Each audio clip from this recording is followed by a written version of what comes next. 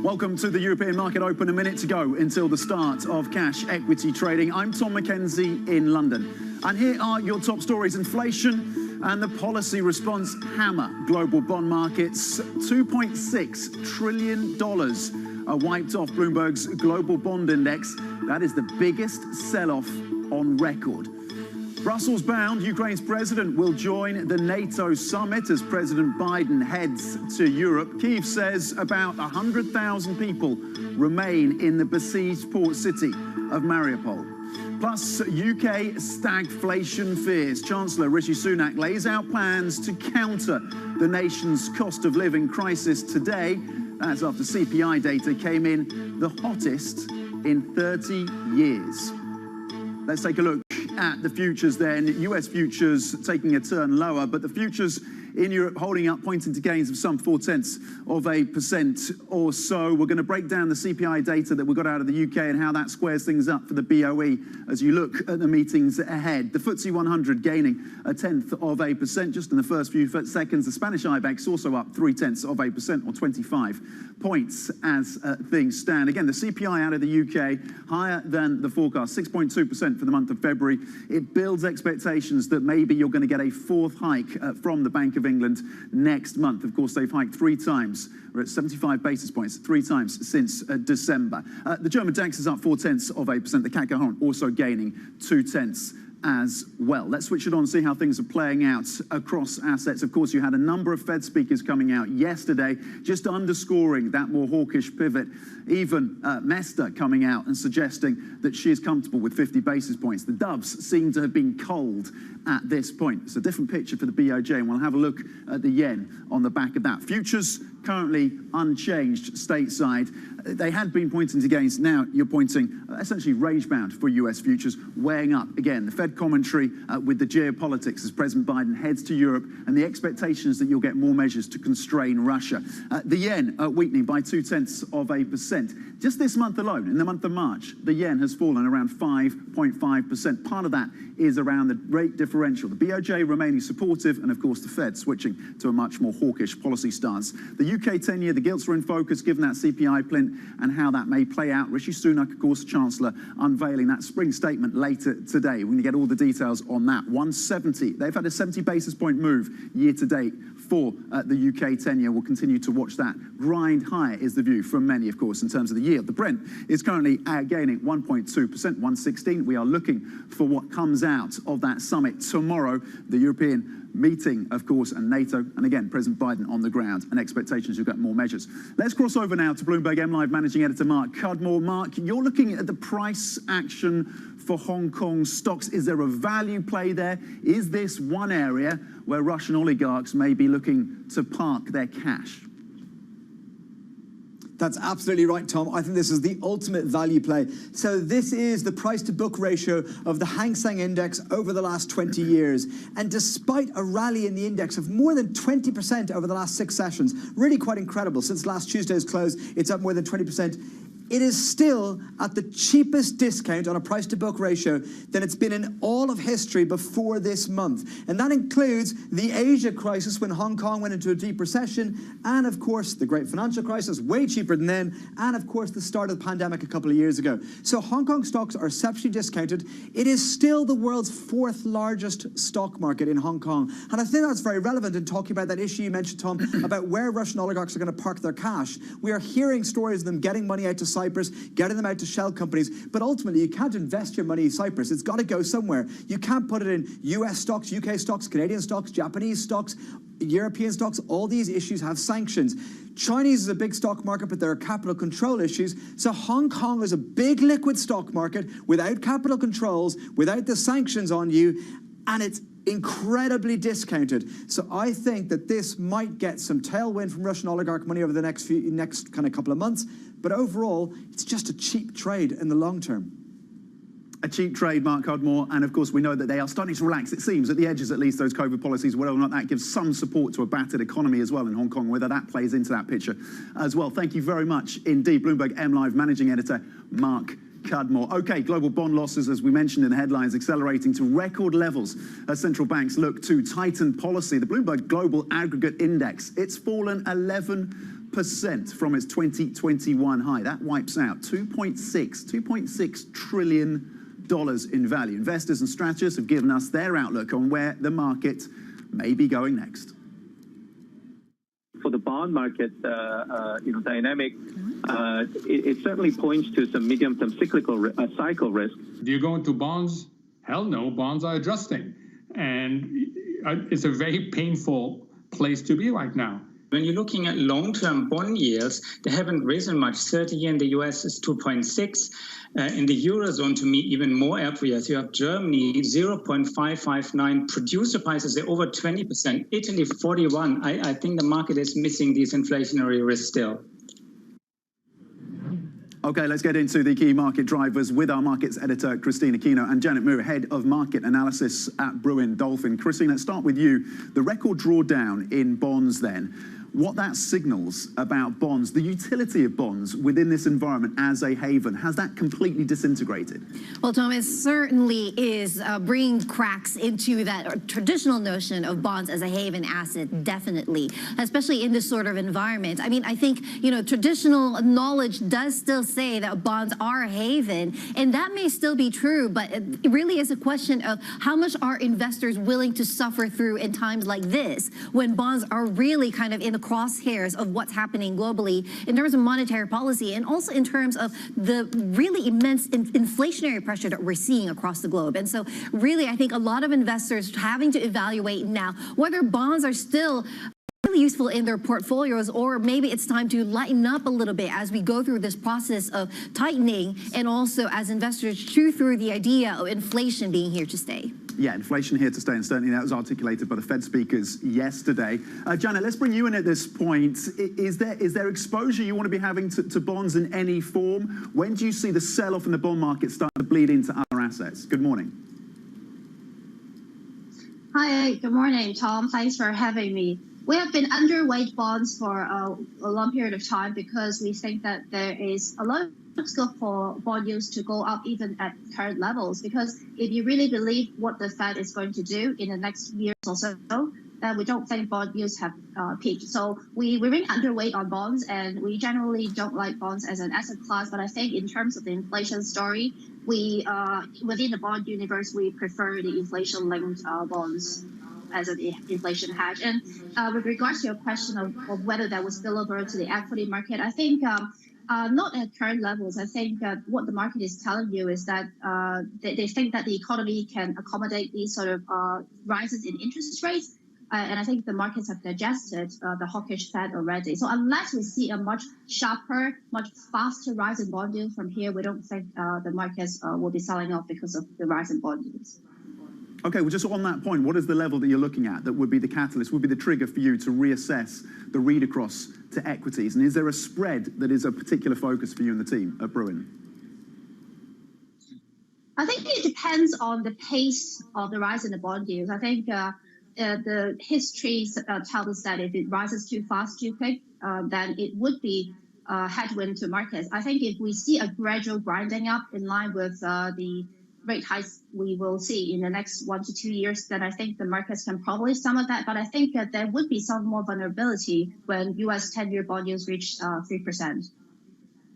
Okay, so 3% is a level that Janet is looking at. Christine, let's bring you back in at this point. One of the most read stories on the Bloomberg this morning is about what seems to be the consensus trade around finding havens within equities. You're not looking necessarily at gold, you're not necessarily looking at cash or even, as we discussed, bonds, but it's within the equity space that investors increasingly are looking for that hedge. How is that unfolding?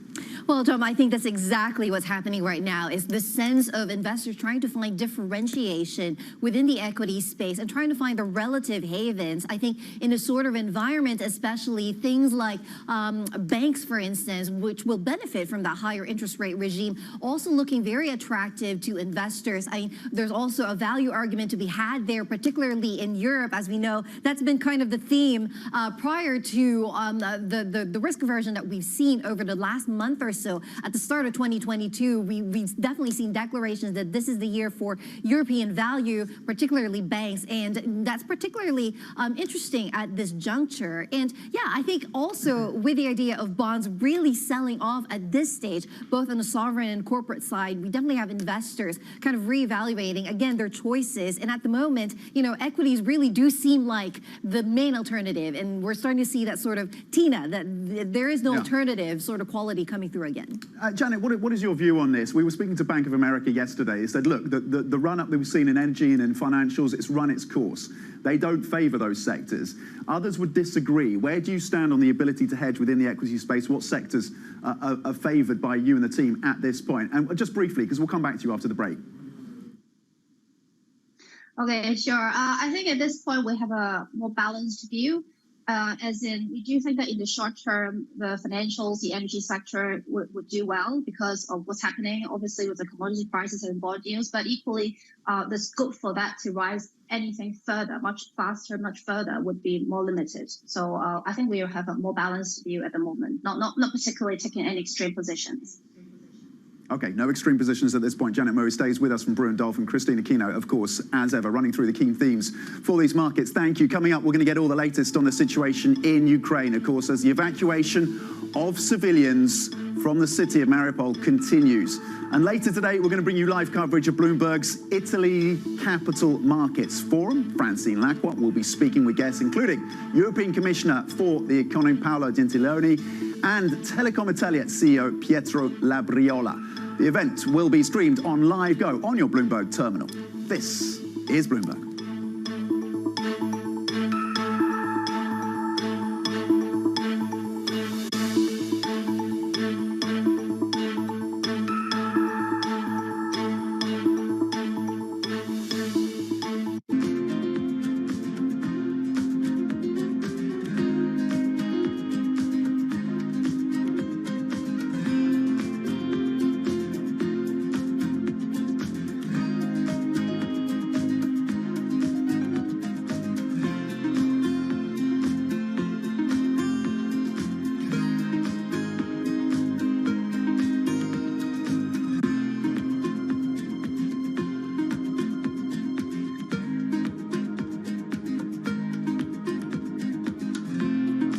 The Omicron variant and the latest wave have an impact on not only consumer trends, but your business. And do you expect the booster shots to make a difference? Yeah, booster shot will make a huge difference. I think it's been accelerated by the huge leadership of the current Prime Minister Kishida.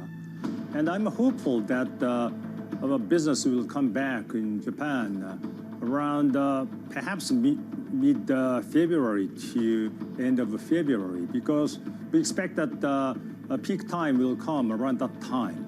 And then the government will shift toward the reinvigoration of consumer. That will help us. And we had seen the huge comeback of the business in December when the things were toward the normalization. So I believe the business will come back, and I'm very much hopeful.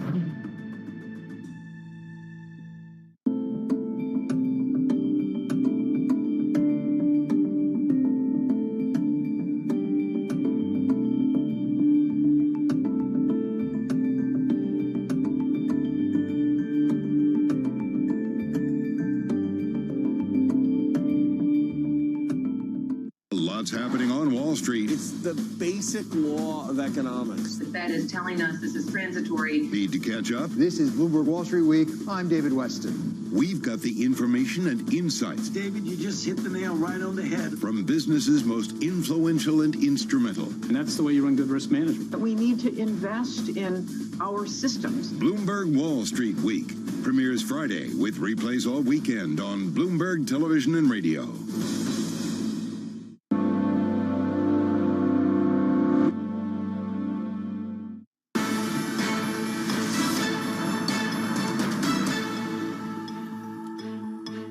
Welcome back to the Open. We are 13 minutes into the European trading day. Gains of 0.2% across the benchmark. In terms of your sectors, top of the list, energy. You're seeing Brent higher by more than 1% this morning. Banks moving off some of the highs that we saw yesterday. Banks as a sector, the bottom of the list down 0.5%. But some modest gains across these European markets.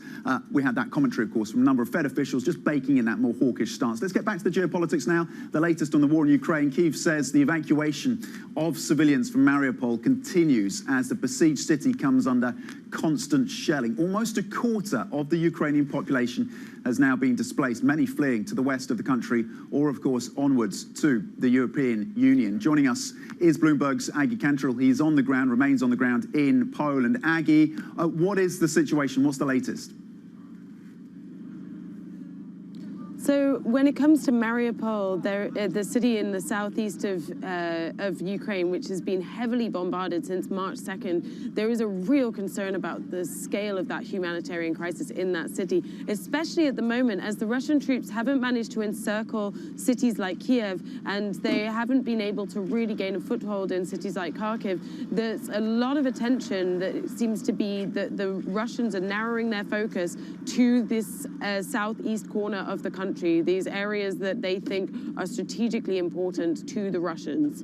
And so we're seeing a lot of people being displaced from areas like Mariupol. We're seeing more and more evacuations. Around 100,000 people are still stuck in the city of Mariupol, which is about a quarter of the population from the pre-war times. And so what we're seeing now is that President Zelensky and his teams are trying to get people out of that bombarded area, but that this is a humanitarian crisis, not just over the border where I am, but also a humanitarian crisis within Ukraine itself. Yeah, indeed. Some of the images, some of the pictures, particularly from the team at the Associated Press, who were the last journalists in that city, distressing to say the least. President Biden, meanwhile, coming to Europe to potentially present new sanctions with EU leaders. What do we know? What can we expect, Aggie? There seems to be an interest on the part of the Americans to try and push further sanctions because the sanctions are still the key tool that the Western nations like the US and the European Union can put on Russia, especially when it comes to an unwillingness to close the skies over Ukraine. The economic sanctions that they put on Russia are still this major tool in their opposition to what Russia is doing in Ukraine. So in order for them to do that, they're needing to see if they can step up the pressure even further. But there is also a worry that on the part of some of the European nations, there is some sanction fatigue, that they need to take a step back and reassess as to whether or not this is really being effective as it continues to hit the European economies as well.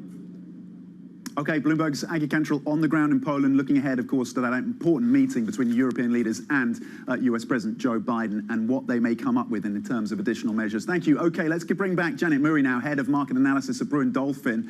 Janet, what are you and the team focused on in particular when it comes to that Western response, that EU-US response to Russia, and how you fold that over to the markets? Is there one, two things that really stand out for you that you're monitoring closely? Yeah, absolutely. We are monitoring commodity prices. I think that's the most crucial way that the Ukraine crisis can affect the economies in the West. And we have already seen central bankers raising their inflation forecast for this year, and also potentially more growth downgrades from the International Monetary Fund and some many other institutions. So I think we are definitely watching the spillover impact of commodity prices. And we are also watching the financial conditions on how the Ukraine crisis can affect the wider financial markets. But I think so far that is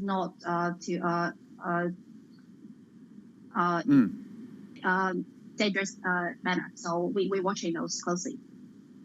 Okay, so a couple of points to draw out from that then. Brent currently up 0.9% in today's session at 116. You had the likes of Amrita Sen, well regarded, of course, within the analyst community when it comes to the oil picture, suggesting you could get to 140, 150 at some point this year. How do prices like that, how do you position for that kind of elevated price level in Brent and WTI? Yeah, I think that would be a very disastrous scenario. So far, it's not our base case yet, because what we think is that there will be some disruption in supply, but not to the extent that it will bring us to prices to those levels. In terms of how to position for that, I think that would be a very bad scenario for the global economy in some regions. For example, the Euro area, for example, that may lead us into recession. So obviously that's very bad.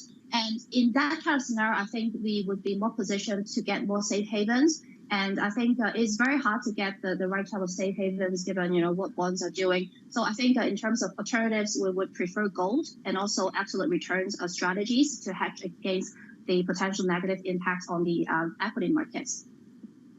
Okay, so gold as a potential hedge, bringing the focus to the UK. We had that CPI print out, above estimate 6.2%. Do you expect the BOE to hike again next month? And how does that factor into your views on the defensive and cyclical quality of the UK market? Yeah, absolutely. We think that it is very, very likely that the Bank of England will continue its hiking cycle. I think, the UK economy is still pretty decent now. The labor market is very tight. In fact, we observed that the labor market indicators in the UK, for example, in terms of the PMIs, they're actually better than those in the US and Europe. So we are having a very tight labor market here. So I think the Bank of England would be hiking, of course, because of the headline inflation and the potential impact on wages, for example. So I think we have a slight overweight in our UK equity allocation. We think that the UK equity market should perform well. It's one of the more resilient markets this year. I think it's attractive in terms of valuation, in terms of the sector exposure, and if bond yields were to continue climbing higher, that should benefit the UK equity. So we'll be holding on to our UK overweight positions. Okay, Janet Murray, Head of Market Analysis at Brewin Dolphin, on the opportunities, at least the upside in UK markets within this very volatile period, of course. Thank you for joining us and for that analysis. Okay, coming up, UK CPI rising more than expected, as we mentioned, to a fresh 30-year high. We're going to talk what that means for Chancellor Rishi Sunak and his spring statement. That is next. This is Bloomberg.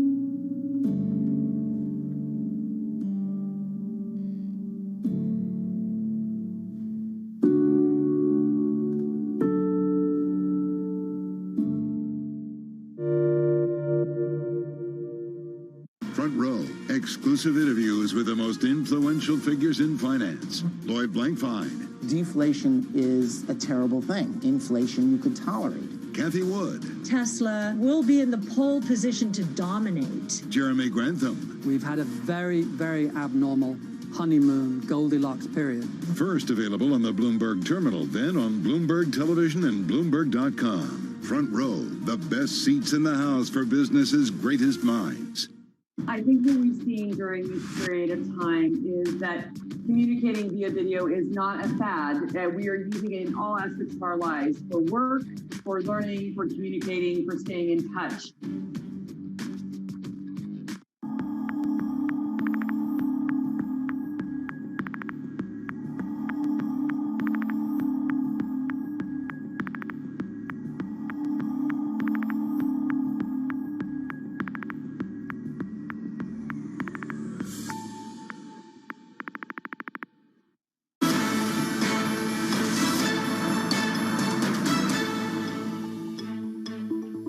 Welcome back to the Open. Happy Wednesday. We are 23 minutes into the European trading day. European stocks just pairing some of the earlier gains, currently range-bound across your benchmark European stock 600. One index that remains with its head above water is the FTSE 100, gaining 0.3%. UK equities up 0.3%. And that is despite the fact that UK inflation surged to a new 30-year high, of 6.2%. That adding, of course, pressure to policymakers to protect consumers from a tightening squeeze on living standards. This, as Rishi Sunak is set to announce additional help for Britain struggling with high energy prices. For more, let's get out to our reporter on the ground, Lizzie Burden. Lizzie, how much pressure does this inflation picture then, this 6.2% number, put on Chancellor Rishi Sunak?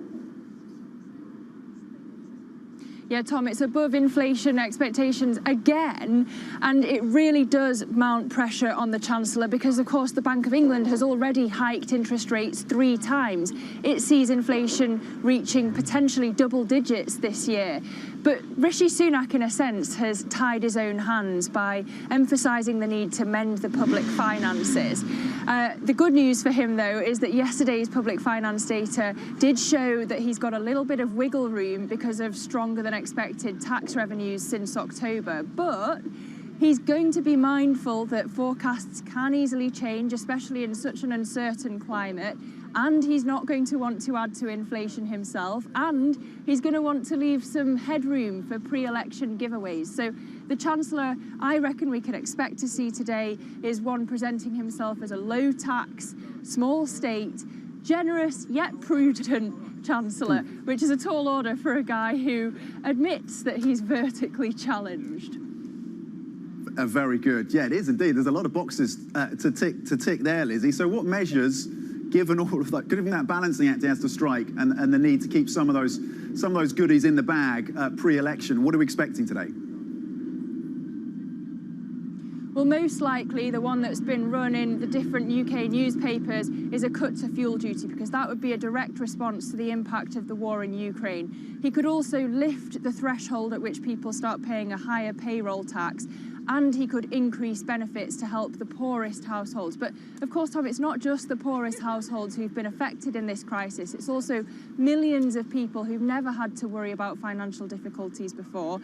And if Sunak loses the votes of Middle Britain, that would be a political nightmare, not just for his party, but also for him personally, if he hopes to be the next Prime Minister.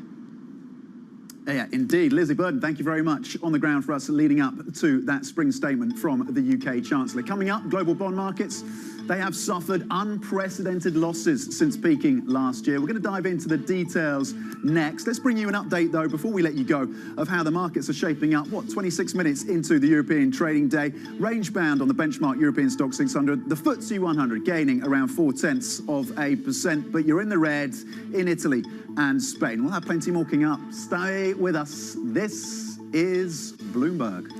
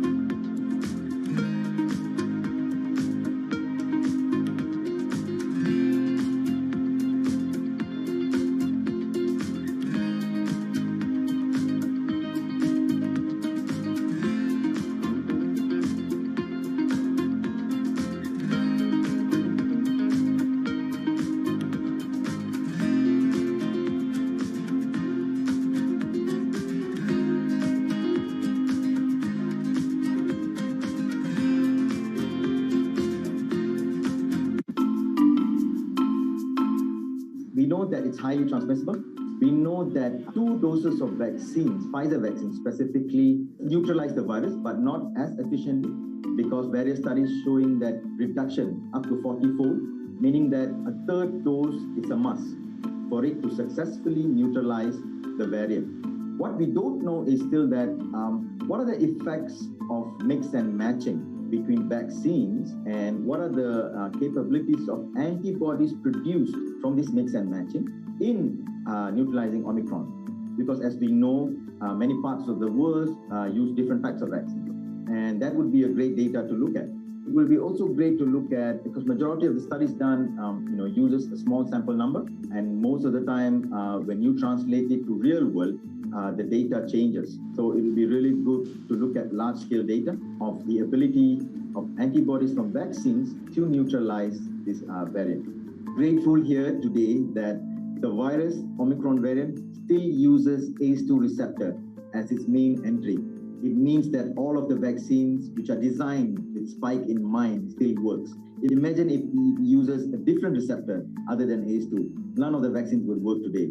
So I think that is the best news that we got from all these studies which came recently, the past couple of days.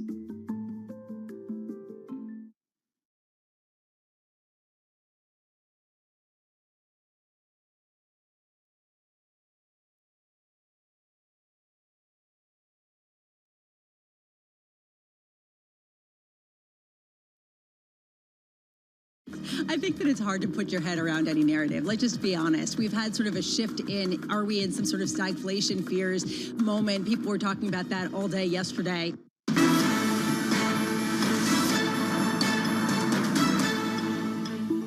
Welcome back to The Open. We are 30 minutes into the European trading day, and here are your top stories. Inflation and the policy response hammer global bond markets. $2.6 trillion wiped off Bloomberg's global bond index. That is the biggest sell-off on record. Brussels-bound, Ukraine's president will join the Nato Summit as President Biden heads to Europe. Kyiv says about 100,000 people remain in the besieged port city of Mariupol. Plus, UK stagflation fears. Chancellor Rishi Sunak lays out plans to counter the nation's cost of living crisis today. That's after CPI data came in the hottest in 30 years. Let's check in on these markets then. You had a print, as we say, CPI, consumer prices here in the UK, 6.2% above the estimates, building the case, you would argue, for another Bank of England rate hike, the 4th one, possibly next month. The FTSE 100, though, holding on to gains of 0.3%. The DAX is also up 0.1%. You had a bit of range-bound action across the broader stocks 600, the benchmark. We're looking ahead, of course, to those meetings, that important meeting between the president of Joe Biden and his European counterparts tomorrow. We've heard from Olaf Scholz, the German Chancellor, just in the last few minutes, saying they are always and constantly trying to increase the pressure on Russia. We're looking for any specificity on changed sanctions and a further tightening and what it may mean, particularly for the energy sector. So that's the geopolitics. And then, of course, on the central banking side, the doves appear to have been culled stateside. Many voices coming out yesterday suggesting that 50 basis points is in play for the month of May. Bullard, of course, a known hawk, suggesting he wants to see 3%, at least 3% in terms of rates by the end of the year. Let's take a look and see how things are playing out across the sectors. The last time I looked, it was energy at the top of the list, with banks near the bottom. Energy gaining 0.8%. Brent is higher this morning, again looking to those sanctions and additional measures. Basic resources gaining 0.5%. At the bottom of the list, you've got banks that performed very well yesterday, currently down 0.7%, followed by real estate, also lower by 0.5%. Let's move it back to what's happening in the bond market, that pronounced rout, the turbulence across these bond markets, and that record drawdown for the Bloomberg Global Aggregate Bond Index. And let's get over to Bloomberg's Danny Berger, who's been tracking all of the moves. Danny, we have this sell-off for global bonds, but we don't see that rising yield hitting stocks, at least yet. What is going on there? I love that you say at least yet, because we are seeing a little bit of weakness in U.S. futures. But yeah, it's nothing as pronounced as we've seen in the past. For the past few years, It's that specter of tightening of financial conditions, of higher rates that has hit stocks, especially big cap tech. But we haven't seen that. 5 out of the past 6 sessions for U.S. stocks have ended 1% or higher. Now, there are a couple schools of thought of why we're seeing this divergence. Mohamed El-Arian was on Bloomberg yesterday saying that essentially stocks have become untethered from the economic reality. In his view, and here's that untethering of yields going higher and stocks going higher as well. Now, in his mind, the reality of El-Arian sees stagflation, that the economy is going to be weaker. And for now, at least on a relative terms, it's stocks that are doing better. And that relative picture is really important there. Again, that's the last bit he's saying. The market hasn't quite priced that in yet because it's still in a relative space.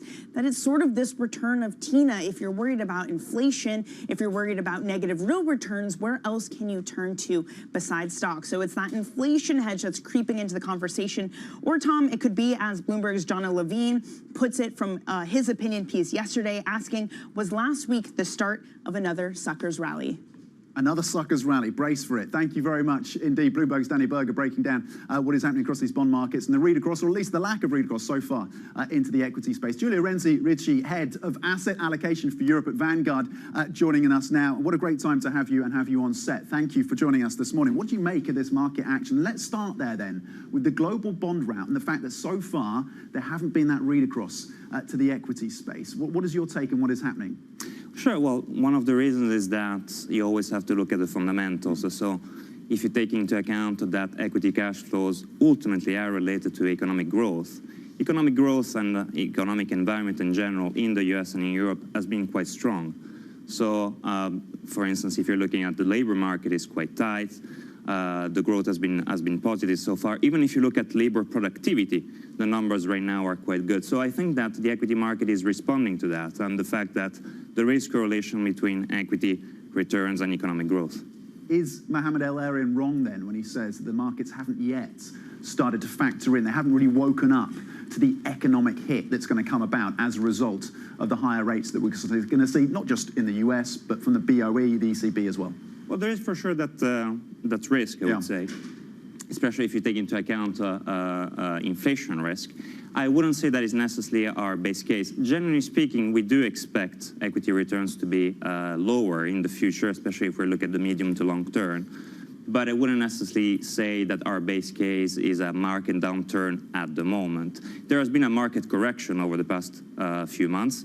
That actually puts the valuations a bit in a less stretched environment, especially if you look at the UK and Europe, which could be good news for European investors and have a tilt towards those stocks compared to the US, for instance. Is there a yield level that you're looking at that would be a trigger? We were speaking to Bruin Dolphin, Janet Murray, Prefor just a couple of minutes ago, suggesting that 3% on the 10-year, US 10-year is what they'd be looking at in terms of the pain point for equities. James Bullard saying that he wants to see 3% rates by the end of this year.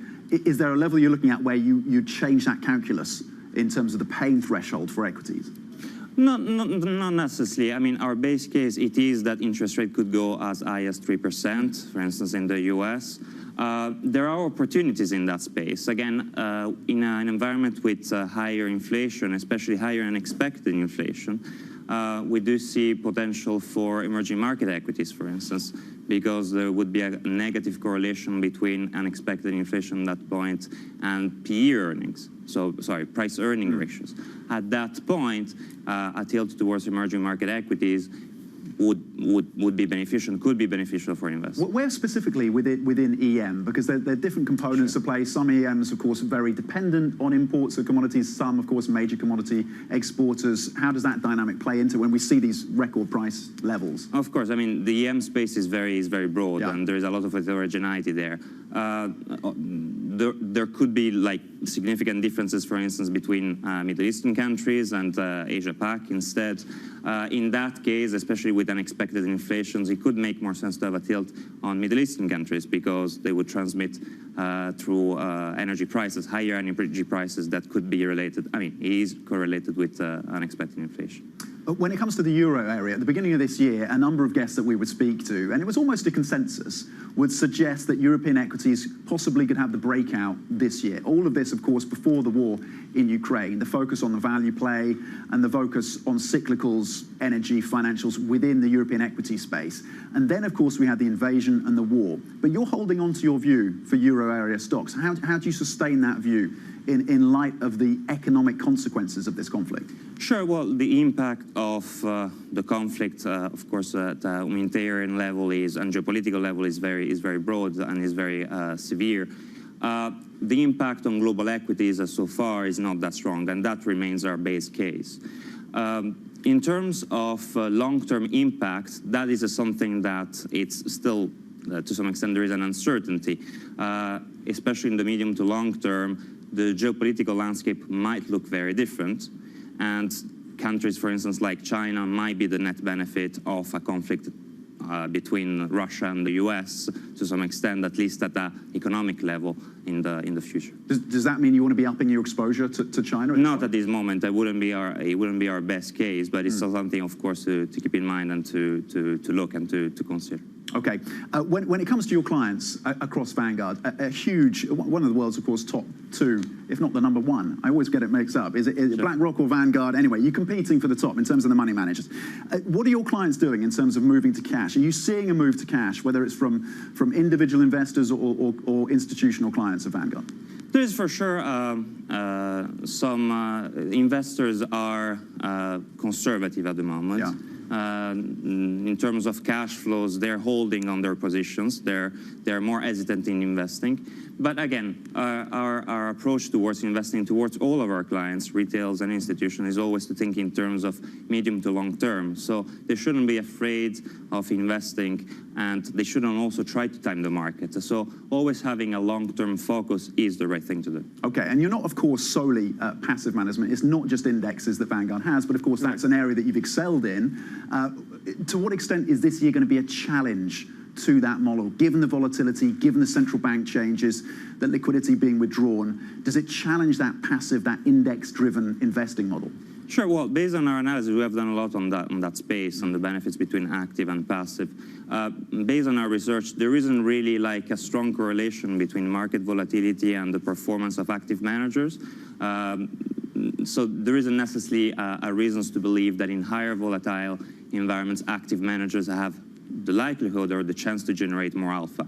So not necessarily. I wouldn't necessarily see like a correlation there. Okay, not as clear-cut maybe as some would suggest. Correct. Giulio, thank you so much for coming to the studio this morning, kind of breaking down your views as well. Giulio Renzi-Ricci, heads of asset allocation for Europe at Vanguard. Let's bring you some breaking news now. Tencent, of course, the major tech company based out of Shenzhen in mainland China. Of course, the major part of this business is the gaming side, but this business stretches into many different areas, including payments, of course, and it has had a torrid 12 months or so. It's coming out with earnings, though. Fourth quarter revenue coming in below the estimates, 144 billion yuan. The estimates had been for 145 billion. The fourth quarter operating profit, that was 110 billion. So that beat the estimates pretty comfortably in terms of fourth quarter operating profit. Full year net income coming in at 224 billion, almost 225 billion yuan, comfortably above the estimates. So on a full year basis and on a fourth quarter operating profit basis, this is a beat. But in terms of the fourth quarter revenue, that was a miss for Tencent. Of course, the regulatory environment very much in focus for this company. And we've seen buybacks from Alibaba and Xiaomi. We haven't seen any lines crossing on that as far as I see.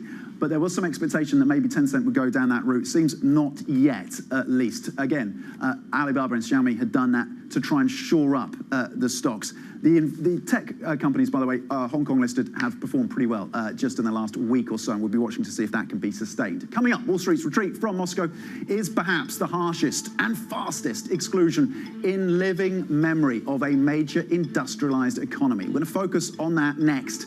It is today's Big Take. This is Bloomberg.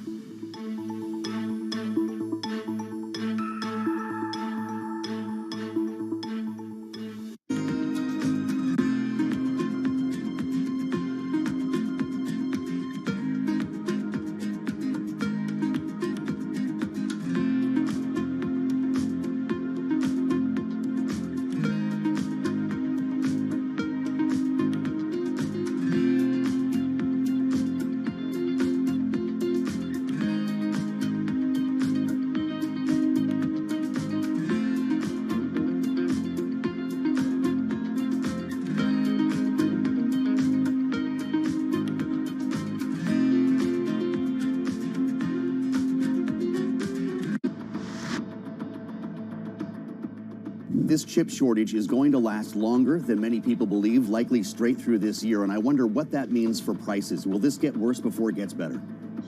I don't know that it will get worse before it gets better, but there's no reason to believe it's going to get meaningfully better anytime soon. The Commerce Department put that data out yesterday, and what it showed is that there's a real shortage. Demand is 20% higher than it was a couple of years ago. There's a huge mismatch in supply and demand. Prices are high. Prices are higher. So what has to happen is we need to make more chips. Unfortunately, there's no easy solution. The solution is increased domestic manufacturing of chips, which is what we need to do.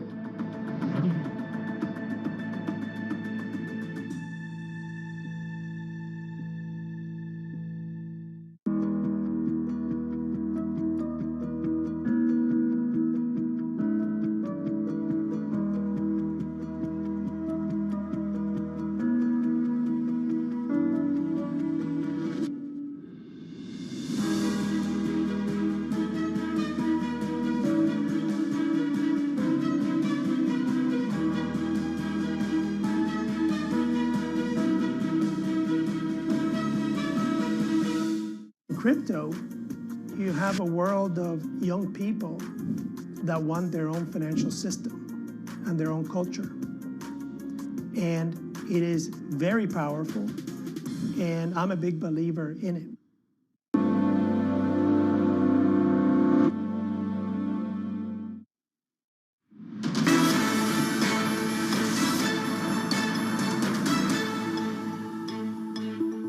Welcome back to the Open. We are 45 minutes into your European trading day. It's been a choppy session across the benchmark European Stock 600, currently gaining 0.2%. Let's focus on what's happening in terms of the withdrawal of Wall Street from Russia. Wall Street's retreat from Moscow, perhaps the fastest and harshest exclusion in living memory of a major industrialized economy. A dozen lenders, including Raiffeisen, SocGen, and Citi, had about $100 billion of combined exposure to Russia.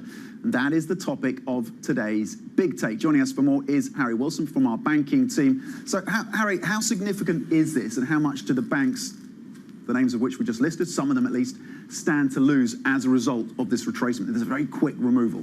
Yeah, I think we don't really know what the sort of actual losses here are going to be. We know that the exposures, at least for some of the banks, say as you listed, are very significant.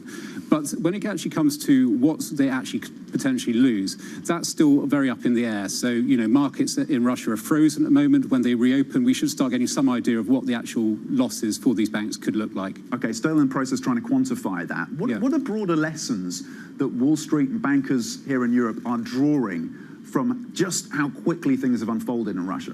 I think what they're learning is that, things can change very quickly, that perhaps, places where you thought you were safe, you're not. I think also possibly they're looking further afield, maybe starting to look at China, other places, to see what lessons they can learn there. What type of exposures, how quickly can things move? And then there's also a moral point. You may have a limited exposure, you may not have much on the ground, but when people start looking and asking you and saying, what are you doing there? Are you pulling back? They're sort of having to sort of learn quickly, maybe perhaps you do have a business there, but you should actually morally be getting out.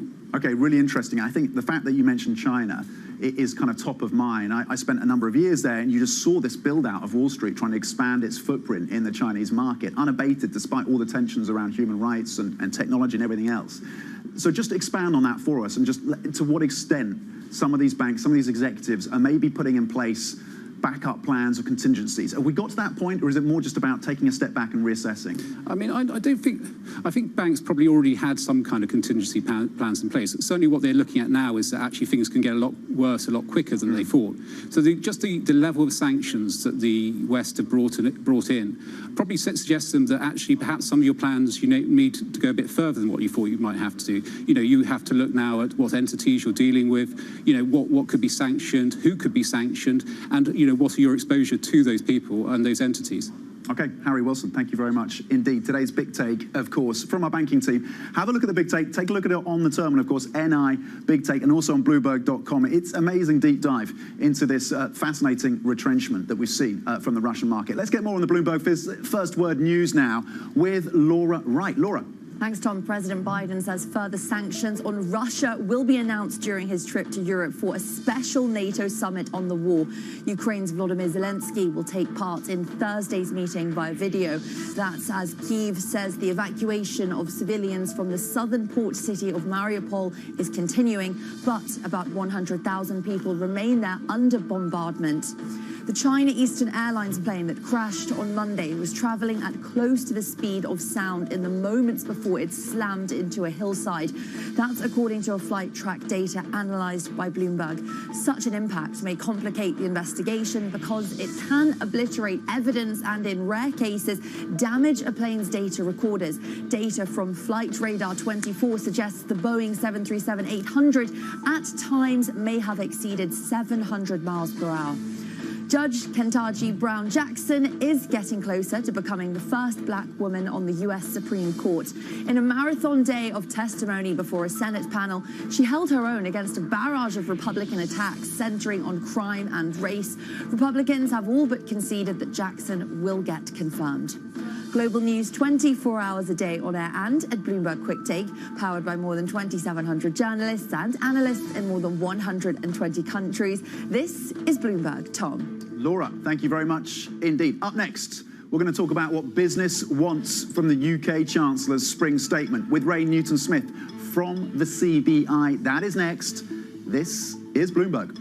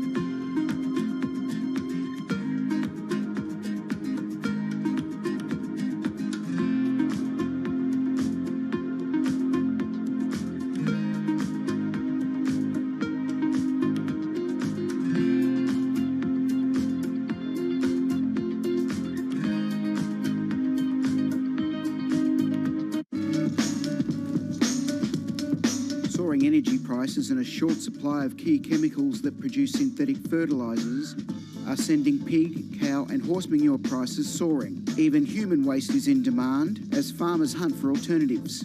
Fertiliser helps increase crop yields. You can see how much moisture is held into this. It's a lot of organic material into the compost, so it breaks down. The manure and the straw breaks down into a friable mix that can be mixed into your soil in the ground and for growing a whole range of different vegetables. Holds the nutrients in, holds the water in, and it really increases the kind of biodynamic profile of the soil. The recent price spike could mean more farmers going organic for the long term.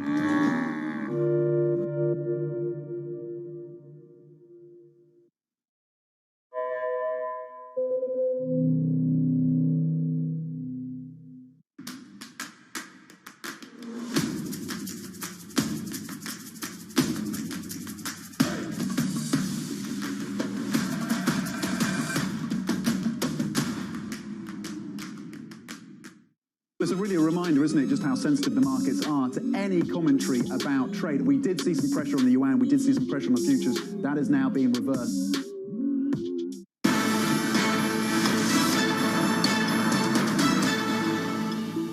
Chancellor, it's not business as usual. We really need to see some action in the spring statement today.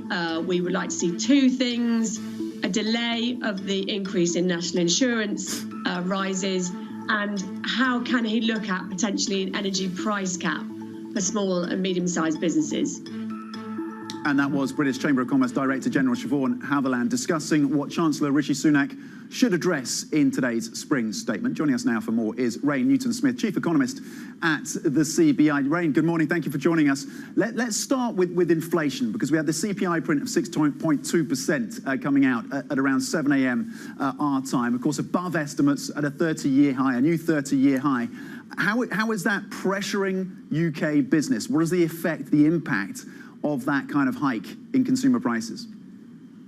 Well, I think what we do know is, as you say, inflation is already high and it's only going to get higher in the UK. And that puts a real squeeze on households, but it also puts a real squeeze on businesses. And we know that that's feeding through mainly through energy costs and the cost of food and the overall cost of production. So it is really hitting businesses now. So we think the Chancellor does need to act. He needs to act to support households, particularly on low incomes, who are really exposed to these high energy and food prices. But he also needs to provide some help, some cash flow support to smaller businesses who are really struggling with high energy costs now. Would a price cap make sense? Would that be part of the solution for you? I think I wouldn't just look at a price cap. I think one of the easy things the Chancellor could do to help smaller businesses through what we know will be tough times ahead is to use the COVID loan schemes, the recovery loan schemes that are already in place. He could just extend those and expand that over till the end of the year. And that would really help businesses through what we know will be a tough time. But businesses are also concerned about their consumers and concerned about that support for low-income households as well. But I think one of the main things the Chancellor can also do is look to the long term and show businesses that he's got the confidence to invest in the economy, and that he wants to back businesses themselves who invest in our economy and provide some world-class business investment incentives. You talk about the consumer, we know, and we've discussed in detail the cost of living crisis here in the UK. Which parts of the business environment are feeling the impact of a more restrained consumer? Is that being felt now, or is this something that they expect to come through in the months ahead? We're already seeing some of that start to feed through, but I think businesses really are at the front line of this. It's more that they are seeing already the costs of commodities really hitting their businesses. It's starting to provide a squeeze on households, but I think that will only get worse over the course of the year. And that's why it's so important that the Chancellor doesn't sit on his hands and wait to see, the true economic fallout of some of the crises we're seeing around the world at the moment. He does need to act now. We don't think he can afford to wait. He really needs to give businesses the confidence to invest and to grow. And he needs to help some of the vulnerable households through what we know is going to be a really tough time. Okay, and we know that the Chancellor's talked about a priority for him, which is cutting taxes. Where do you think he should aim those tax cuts? For us, it's really about providing the incentives for investment. He has a really bold policy, the super deduction, which is in place for till the end of next year, which gives businesses a big incentive to invest. But in a year's time, it comes to an end. And at the same time, corporation tax rises from 19% to 26%. We think he needs to replace the super deduction with 100% capital allowance. And he needs to announce that now, because businesses are so keen to invest in green technologies to help make our businesses and homes more energy efficient. So he really can't afford to wait. Ray Newton-Smith, we appreciate your insights. Thank you, Chief Economist at the CBI. The market's currently pointing to gains. You're looking at gains across the benchmark of 0.2%. The FTSE 100 up 0.6. That is it for the European market open. Surveillance early edition. That is up next. Stay with us. This is Bloomberg.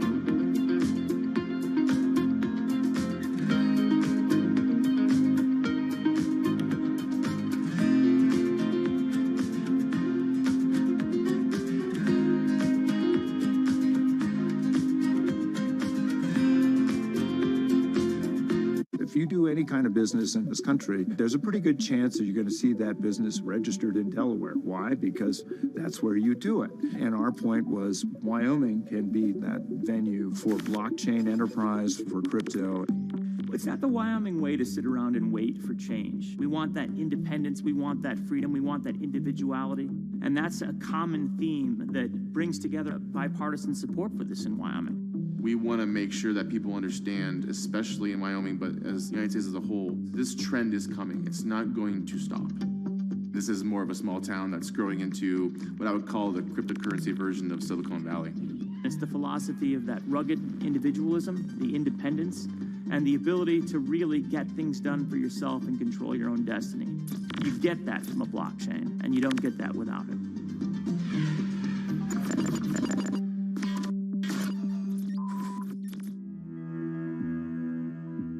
Bloomberg has enhanced search on the terminal to deliver what you need when you need it.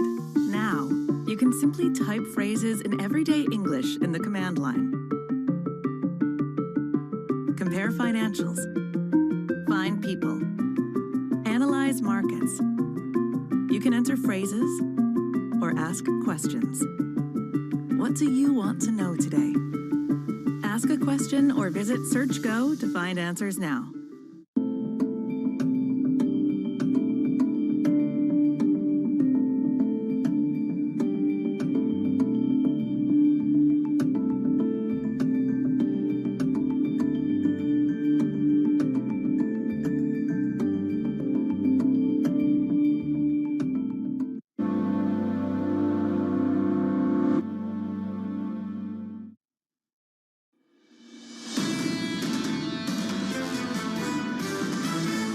Fed needs to move aggressively to keep inflation under control. Are we headed into a recession, or is this the Fed actively crafting a soft landing? The market's now starting to play a huge catch-up to the fact that, that there's a really big moment of truth in the bond market. If I'm investing over the next 12-month horizon, I would reduce equities at this point.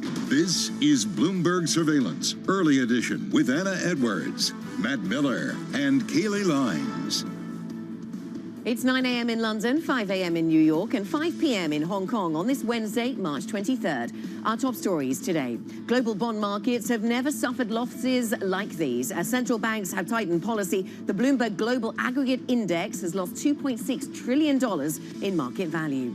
President Biden takes his tough on Putin message to Brussels. He'll try to persuade allies to impose tougher sanctions on Russia. And Wall Street retreats from Moscow after catering to Russian firms, Russian billionaires, and the Russian government for decades. The big banks can't get out of the country quickly enough. Welcome to Bloomberg Surveillance Early Edition. I'm Anna Edwards with Danny Berger in London. Kaylee Lines with us in New York. Matt Miller is off today. And Danny, really interesting as we take a little bit of a pause from the incredible selling of bond markets earlier on this week. Interesting to think about the role that stocks play in all of this. Right, stocks have been very resilient in the face of these record losses, and Asia stocks no exception. This morning, Anna, the MSCI Asia Pacific Index up more than 1%. The bulk of these gains driven by Japan and Hong Kong. Now, I want to take a moment here on Hong Kong because this is a fascinating story when it comes to tech.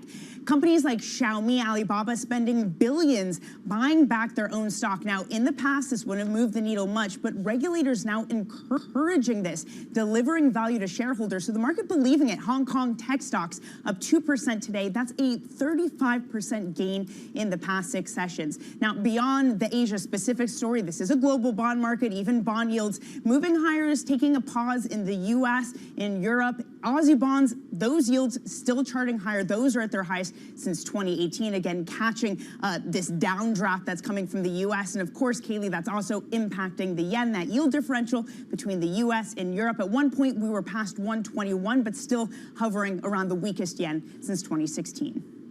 Yeah, it really goes to show you there is a widening divergence between global central banks. On the one hand, you have the Fed vocally moving toward aggressive tightening, the BOE and the ECB also on the tightening path. The BOJ, though, far from it. Kuroda is definitely not in that camp at the moment. Now, when it comes to U.S. equities, of course, they are contending with that Fed tightening, but nonetheless, the S&P 500 has risen at least 1% in 5 of the last 6 sessions. What's interesting, though, is while futures were higher earlier on, we have rolled over. Right now, S&P E-minis are down down by about 0.1%. And as Danny mentioned, a little bit of selling pressure in the bond market easing today after rising 23 basis points in just the last 2 days. The 10-year yield coming in by about a single basis point. We're sitting just shy of 237. Pointing to oil as well, of course, a lot of volatility in that space as the market contends with potential further sanctions on Russia, whether or not Europe is going to act on Russian energy. Right now, WTI crude up about 0.5%, just south of 110. And finally, pointing out Bitcoin as well, we remain in the range we have been in really all year, Anna. Right now, just fractionally softer on the day, trading right around that $42,000 level.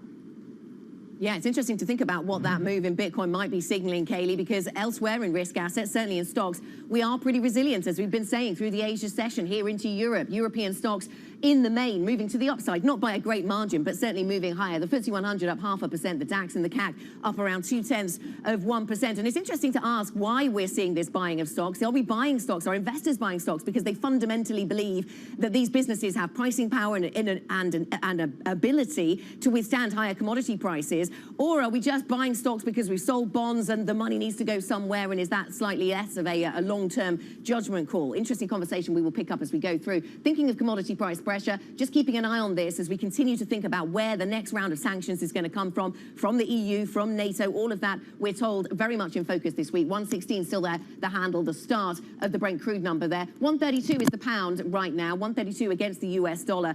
This is a little bit of pound weakness, despite the fact we saw a 3-decade high inflation print for the UK economy, handing over the baton really to the Chancellor, Rishi Sunak, who's going to be delivering his spring statement later on today. Is he going to be able to cushion the blow for businesses and, more importantly, perhaps for many, for consumers when it comes to those higher energy prices in the UK? Auto One, this is a German business that sells used cars. This has been very topical, I know, in the United States as well. That stock down, it was actually up in the early part of the trading day, but now down over in Germany, down by 9%, as they had some cautious words to say about consumer sentiment going into the rest of the year. RWS Holdings, is a professional services business. It offers translation and other services based here in the UK. That stock down by nearly 30%. A number of factors here. They've guided lower. They're cutting their profit targets, but they've also said that they're going to step away from delivering any kind of technology or service for any Russian entity. Kaylee. All right, well, we will continue to keep an eye on that price action throughout the day, Anna. And as for what else is ahead for today, we will hear once again from Fed Chairman Jerome Powell, as well as the Bank of England Governor Andrew Bailey. They'll both be speaking at a BIS panel. I'm sure the market will be clued into each and every word. Also, UK Chancellor Rishi Sunak, as Anna mentioned, will be delivering his spring statement at 8:30 a.m. New York time. It's no longer just about monetary policy. We have to consider the fiscal part of this equation. And finally, we'll get the EIA crude oil inventory report at 10:30 a.m. New York time, Danny. Well, Kaylee, along with all of those, we're going to keep track of the global bond losses because they have accelerated to the most on record as central banks resolve to curb inflation. We spoke to St. Louis Fed President James Bullard. Faster is better. I think 50 basis point moves would definitely be in the mix. Right now, we're putting upward pressure on inflation. It's the wrong place to be given where inflation is. Joining us now is Christine Aquino, who helps lead our markets coverage. And Christine, when we think of bear markets, we often think of this 20% drawdown figure, which obviously doesn't apply to bonds because the moves there are much more thin. So characterize for us just how steep these losses have been in the bond market. Well, Danny, this is basically the steepest that we've seen on record, and even surpassing the initial drawdown that we saw a couple of weeks ago that kind of rivaled the global financial crisis era sort of drawdown. But we're well past that now. This is really nothing that we've ever seen before, and I think it really speaks to kind of the regime change that we're seeing in bond markets generally this year. Of course, we started 2022 with a conversation of really this idea of the Federal Reserve and a lot of other global central banks moving toward that tightening policy normalization sort of path, which of course was interrupted a little bit by the war in Ukraine. But I think now investors and central bankers alike are realizing that there are really a lot of inflationary impulses in most global economies at the moment. And of course, the rise in commodity prices as a result of the war also adding to that. Christine, thank you very much. Bloomberg's Christine Aquino. Just want to get some breaking news for you across the Bloomberg. A red headline tells me that the China Eastern plane that went down, of course, we know, into a hillside in southern China with 132 people on board. The black box for that plane has now, according to the Xinhua news agency, been found. Previously, rain and the threat of landslides had halted the search for the flight recorder, but now it seems that that has been found. We will see if it gives any clues as to that steep descent that the plane clearly took. Let us get back to the macroeconomic agenda. UK inflation surged more than expected to a new 30-year high. Chancellor of the Exchequer Rishi Sunak has pledged to help the hardest hit households in his spring statement, which he will deliver later today. Let's get more of a preview with Lizzie Burden, our UK economy reporter. Lizzie, UK CPI hitting 6.2% in February, more than 3 times the Bank of England's target. How much pressure does that then put on the Chancellor? Yes, beating expectations again and only set to climb, Anna. The Bank of England says inflation could reach double digits this year. It's already hiked interest rates 3 times, so the pressure's squarely on Rishi Sunak today to cushion the blow for consumers. He's backed himself into a corner a bit because he's emphasised the need to mend the public finances after all that pandemic borrowing. But the good news is yesterday's public finance data did give him a bit of wiggle room after stronger than expected tax revenues since October. So measures we can expect, probably higher benefits for the poorest households, probably a cut in fuel duty for more middle-income households, because he can't forget Middle Britain. Millions of people have been swept into this crisis who've never had financial difficulties before, and if he loses their votes, it'll be a nightmare not just for his party but for him too if he wants to be the next Prime Minister. All right, Lizzie Burden, our UK economy reporter outside Westminster, thank you so much. Now let's move on to the war in Ukraine. We're joined by our reporters from Washington, Brussels, and Poland. We have you covered around the world. So let's start with our Jack Fitzpatrick, our government reporter who is down in Washington, D.C. as President Biden heads to Europe to meet with allies tomorrow. So, Jack, the president has said further sanctions on Russia will be announced during his trip. What can you tell us about that? Yeah, the way Jake Sullivan, his national security advisor, has described this is that there will be an announcement focused on further European energy independence from Russian oil and gas. They haven't given more details on exactly what sanctions there will be, but they'll be focused on that, as well as trying to avert any opportunity for current sanction evasion from any Russian officials already sanctioned internationally. So that will be part of the focus. There's also going to be a broader conversation about the situation in Ukraine, and also following up on President Biden's call with Xi Jinping, a conversation with European allies about what exactly the response would be if China were to provide material aid to Russia. So those are sort of the 2 main points on the docket as President Biden talks to both NATO, G7, and EU allies coming up, as both further sanctions, avoiding opportunities for sanction evasion for currently imposed sanctions, and also a bit of a what-if conversation regarding China and the warning from President Biden that there would be severe repercussions for China as well if they were to aid Russia. Okay, certainly a lot on the docket. Jack, thank you very much. That's Jack Fitzpatrick of Bloomberg Government in Washington. Now, at the same time, Ukrainian President Volodymyr Zelensky will take part in this week's special NATO summit via video link. Let's get more with Maria Tadeo, our European correspondent in Brussels. Maria, what will Zelensky's role be in this NATO summit?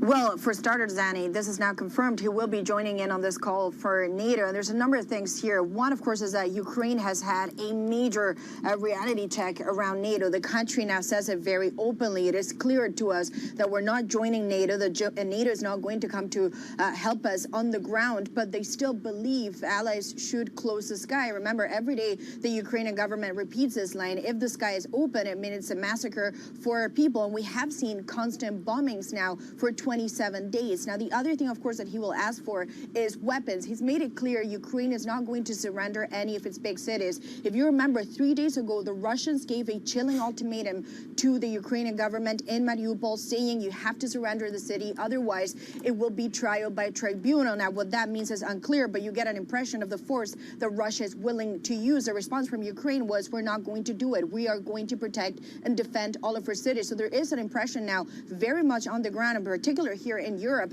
that this is going to be a war that is going to be extended in time. The fighting will go on potentially for weeks. And then, of course, Danny, the other big issue is not so much related to NATO, but it does have an implication when it comes to the alliance, is Ukraine has said, okay, we don't join NATO, but then we want to join the European Union.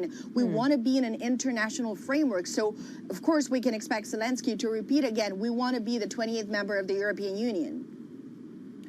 Okay, Maria, thank you very much. Bloomberg's Maria Tadeo will keep across all those developments then in Brussels, from NATO to the EU, and the sanctions story, of course, is part of that. Now, almost a month since the conflict began in Ukraine, the bombardment of cities in the country's east, such as Mariupol, is continuing. Let's get more with Bloomberg's Aggie Cantrell, who joins us from a humanitarian aid center in Poland. Aggie, Mariupol, clearly the focus of international attention at this point on the ground in Ukraine. That's right, Anna, especially seeing as so many people have already fled the city. There is still a massive effort on the part of the Ukrainians to evacuate people from the city. It's believed that there are about 100,000 people still in the city of Mariupol. That's less than a quarter of the city's pre-war population.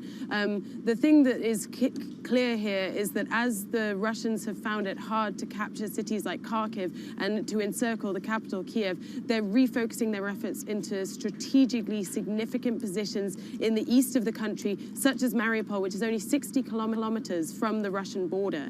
And so what we're seeing here is that after that ultimatum and the refusal on the part of the Ukrainians to surrender this city, it is still sustaining significant bombardment, and that as the coming days and weeks happen, we're seeing that while there is a massive inflow of refugees from Ukraine into European nations, like in Poland, where I am now, there is still a massive humanitarian crisis in the country itself. And while the Ukrainians are refusing to give up any territorial concessions to the Russians, this bombardment is likely to continue. A humanitarian crisis on both sides of Ukraine's border. Thank you so much for Bloomberg's Aggie Cantrell's reporting from Poland.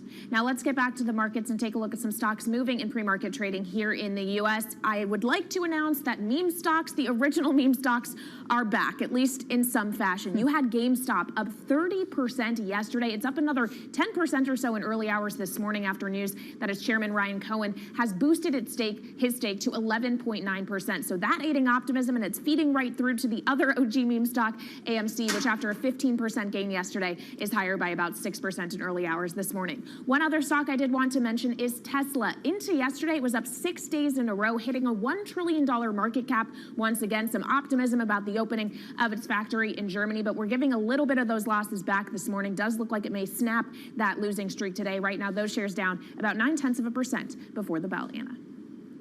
Coming up on the program then, Kaylee, Nina Skero, CEO at the Centre for Economics and Business Research. We'll talk about the higher inflation environment. We've seen that in the UK, 3-decade high on inflation prints coming through in the UK this morning. And forcing a vote, Aincraft Capital is pushing for spin-off of German energy firm RWE's lignite operations. We'll speak to Thomas Schreppe of Seven Square, who is spearheading that campaign, about the specifics, but also broadly about the way that the German energy strategy should develop from here. Plus, later today, an exclusive interview with San Francisco Fed President Mary Daly. That's at 11 a.m. in New York, 3 p.m. in London. This is Bloomberg.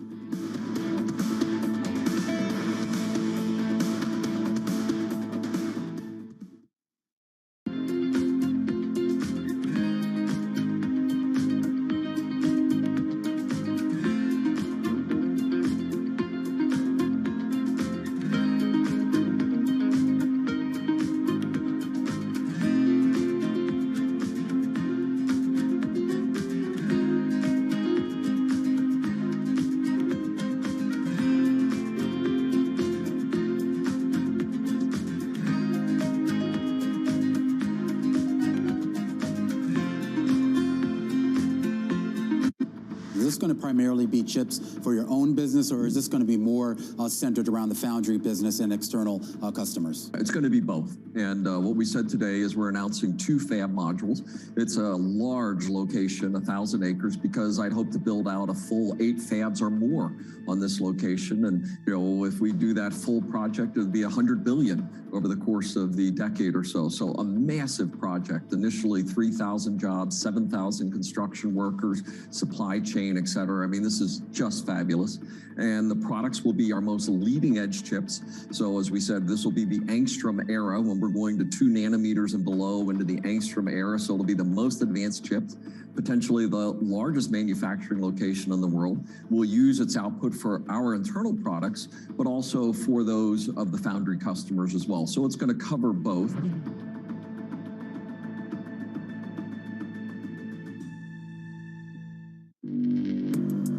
Access the financial world on demand.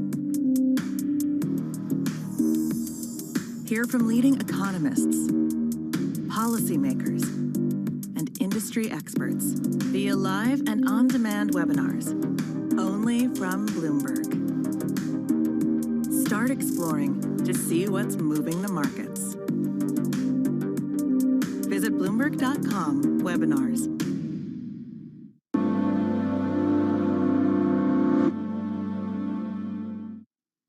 Bloomberg has the Fed covered all week. Today, an exclusive interview with San Francisco Fed President Mary Daly. Balance sheet policy is just another part of our policy toolkit. Then, additional Fed President interviews Thursday on Bloomberg.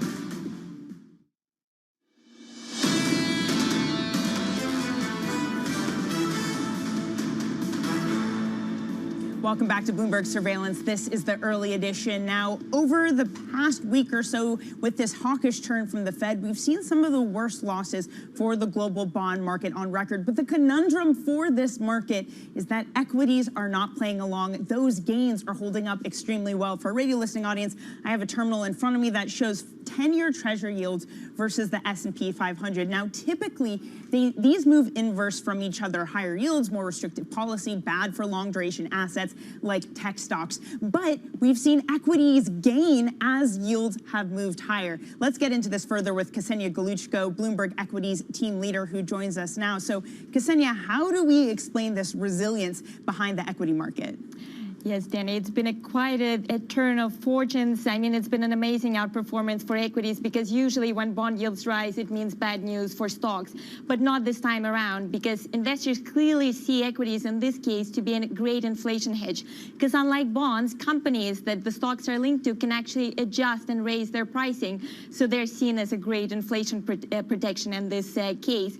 What's been really interesting is that even growth and tech stocks, which usually tend to underperform big time when bond yields rise, have been doing quite well and staying resilient because investors think that their robust earnings growth can continue.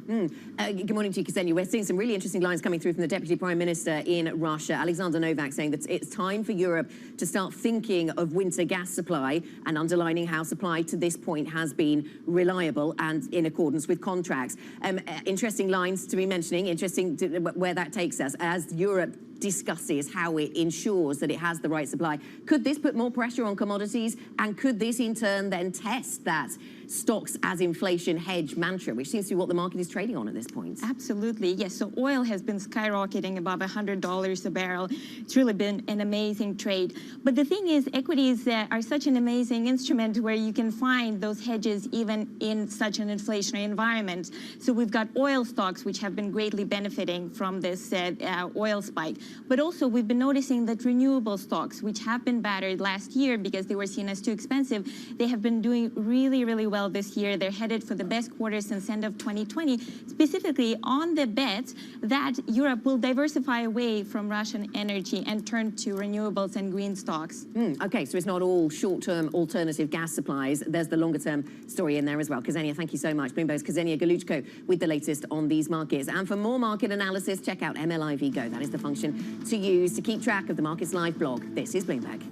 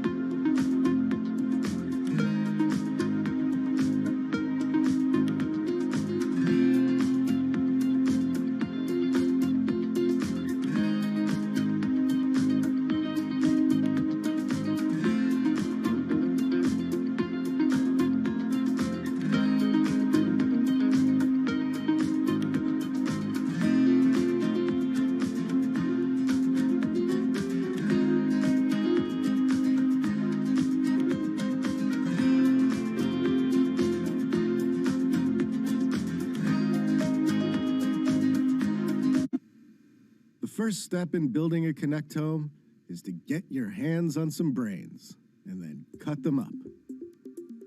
It all sounds very grim, but Harvard turns out to be quite efficient with its brain harvesting. Jeff's lab can do a year's worth of research with a single mouse brain. Small chunks of the brain are fed into the slicer, where a diamond blade carves off a thin sliver of tissue. The tissue floats along some liquid and onto a piece of tape. The brain slices are then put into this very large machine, where they're photographed in the finest of detail. Software helps stitch the pictures back together into a single 3D image, and algorithms are applied to help make sense of what's going on inside of the brain.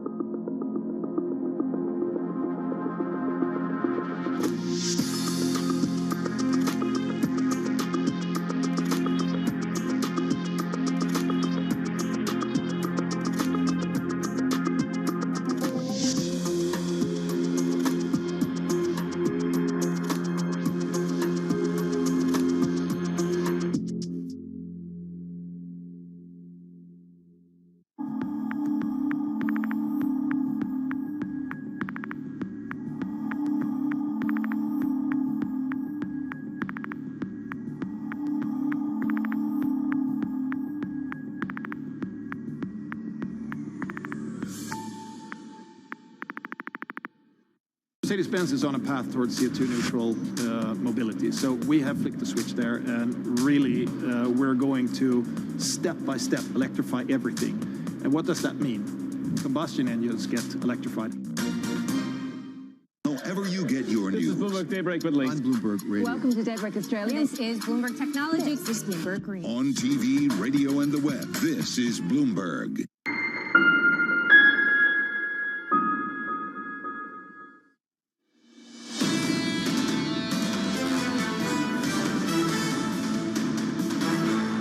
Now, keeping you up to date with news from around the world, here's the first word. Ukraine's President Volodymyr Zelensky says about 100,000 people remain in the besieged city of Mariupol. He says they are without food, water, and medicine and are under constant Russian bombardment. About 6,000 people were able to flee the city on Tuesday. That China Eastern jet that crashed was traveling close to the speed of sound moments before it plunged into a hillside in southwestern China. That's according to a Bloomberg review of the flight track data. The force of the impact may complicate the investigation, but still breaking news this hour that searchers say they have now found one of the plane's two black box recorders. And coming up, we'll get back to the macro market picture, the macroeconomic picture at that. Nina Scaro, CEO at the Center for Economics and Business Research, will be joining us. This is Bloomberg.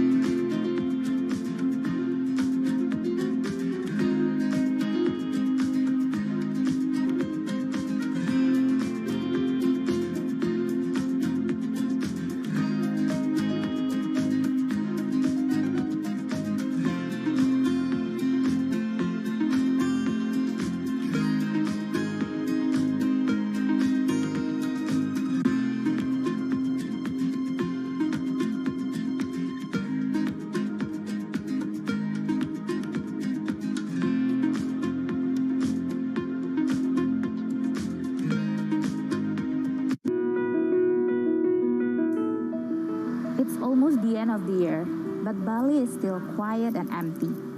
I am here in Kuta Legian, one of the main walking streets here that is used to be a tourist spot for beach, dining, shopping. But many shops here are still closed. Most of the outlets are either for rent or for sale as they have run out of business. Saya kerjanya di sini udah lama, udah ada 10 tahunan di sini kerja. Masih sepi sih, nggak kayak dulu. Kalau dulu kan rame. Sekarang ya ada, 1-2 itu ada. Tapi nggak kayak dulu. Kalau dulu rame sekali. Sekarang paling dapat jualan ya 100, 120 gitu. 200 ya. Kalau dulu sih ya nyampe dah 1 juta, 1,5 tuh nyampe dapat jualan. Bisa sampai 2 juta dulu. Sekarang nggak pernah lagi dapat segitu. Sama aja. Belum ada turis ke Bali. Masih ya domestik aja. While Bali has reopened its borders for foreign tourists since October, they're still not coming in. Many international airlines are yet to reinstate their direct flight to the island. Balinese people here really hope they can see more people from Australia, China, and Europe to come visit next year. BSO Now is your online home for weekly Boston Symphony Orchestra and Boston Pops performances. See new concerts that go behind the scenes, plus acclaimed archival concerts. Visit bso.org/now, where the music plays on. BSO season sponsor, Bank of America. This is a market that, over the past few weeks, has made it clear it wants to go higher. It got a little spooked by the idea that geopolitical tensions are rising.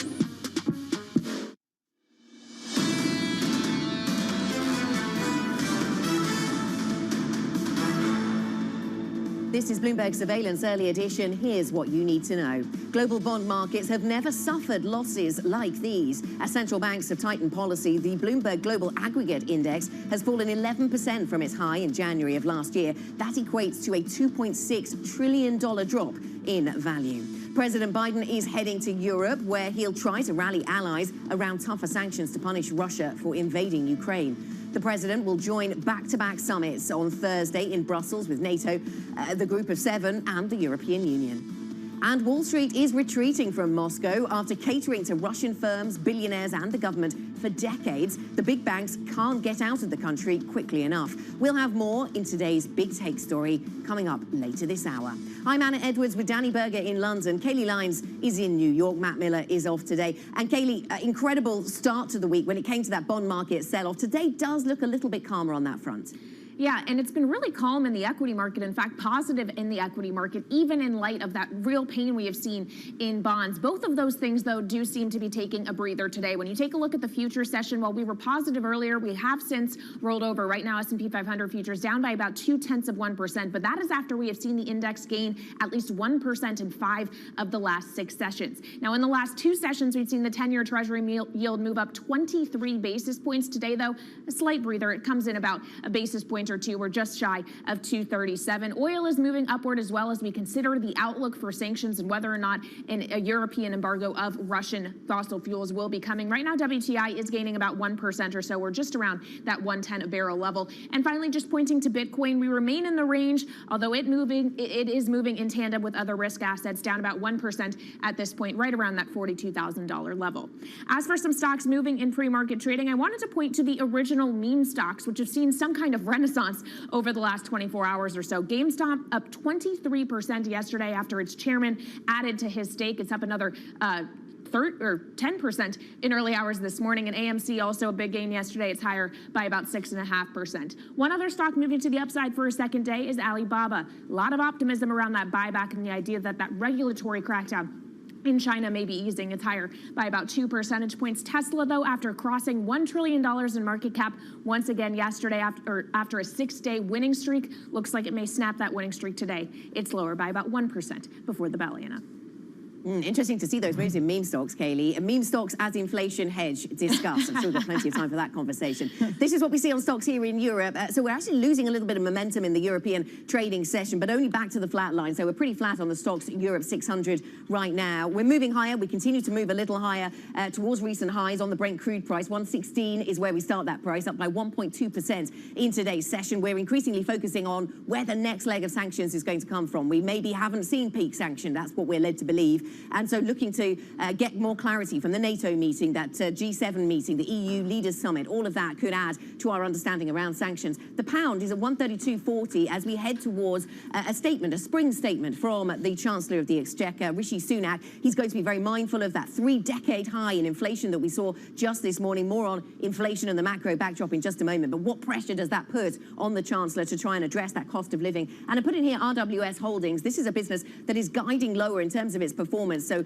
a broader story than just Russia, but also in part of their statement today. This is a professional services firm. They do translation and other technology services. They're saying they're not going to be providing any of those services to any Russian businesses now. Danny. Yeah, perhaps say for RWS, it is remarkable to see little change on those equities despite the concern for economic damage due to the war. Let's dig into the economic picture more. Joining us now is Nina Scaro, CEO at Center for Economics and Business Research. Nina, thanks so much for joining. I want to start here. We had a warning out from the Dallas Fed yesterday saying that if we don't have Russian energy on the market, we could see a recession, and that recession would be worse than it was in 1991. What do you make of that? A lot of the outlook for the coming quarters does depend on what happens on the Russia-Ukraine front and also how much further sanctions go. So we just heard that perhaps we haven't seen peak sanctions, and I would agree with that. I think the next big questions on the sanctions front is what is going to come out of the European bloc in terms of going further on sort of unpairing their dependence on Russian energy, and if we're going to see more decisive action on that front. I think in terms of the sanctions we've seen from the US and the UK, I think we are probably closer to peak sanctions because there aren't that many very meaningful moves they could still do. So, Nina, good morning. So do you think we will perhaps see Europe taking a stand on Russian energy supplies? We heard Alexander Novak, the Deputy Prime Minister in Russia, saying it's time for Europe to start thinking of winter gas supply, a slightly chilling statement perhaps, but reminds us of the vulnerabilities that exist for the Eurozone economy and for the European economy more broadly when it comes to reliance on Russian energy. Do you think that it is a feasible step to take to block imports of Russian energy?